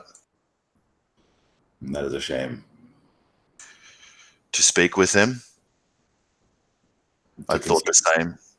Oh, to eat his body? There was such power there in that blood. Maybe Cannibalism is outlawed, punished by crown and staff both. only a cannibalism if you eat him. And he'll like smile, somewhat like unnervingly. He's trying to be funny, but it probably doesn't come across that way. You think your own magic would be empowered by drinking the divinity of his collective blood that gushed from him so? It's possible. And it would not be illegal, because it's not cannibalizing. Nor would it upset my morals or ethics. They're very different to your own. My only worry is that the savior, I may earn his disfavor at like the conspiration or condonement of such activities. I'd have to consult the faith on this, but other than that, this could be a way to empower ourselves. We shall have to think on it, and I will do some experiments to see what I can discover. And if it proves to be useful enough without great risk, then we should consider it, certainly. Though I do think it's likely that much cannibalistic activity will lead to insanity. And this is something that was common among our people. We cannot risk that, nor the public disfavor should such things become associated with our house. We were at a weak, easy prey for the other houses. To have something like this come to light could be catastrophic, more than 100,000 swords joining the enemy. Yes.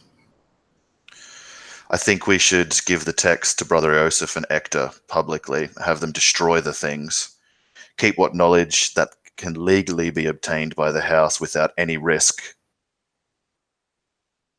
that we can learn from the enemy, at least a portion. I will transcribe the parts that I deem to be useful. Many of these pages are the insane scramblings of a madman, but there are pieces here and there that could be useful. Once the security of this realm is seen to, and our fortifications strengthened, we should learn that and then prepare for what we should do next. Agreed.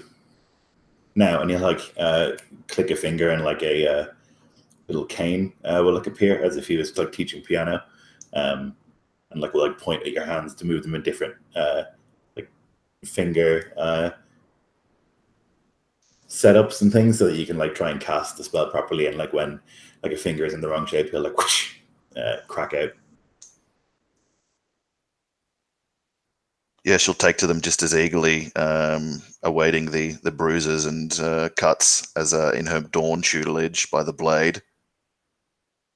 And where needed, use her beast mark to allow configurations unhuman to complete the complex, well, by her standard complex.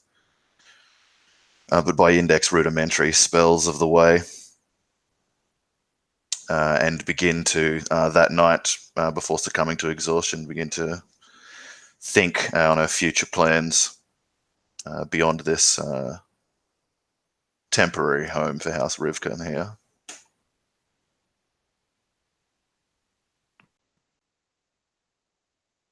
Perfect. And I think as we see Victoria finishing up her lesson with Ammon, like zoom out and see all the others hard at work, clearing out pieces of rubble, moving piles of bone out of the keep, cleaning, getting the dust out, and beginning to lay the seeds of Lady Rifkin's plans for this place. And we'll go ahead and cut the session there.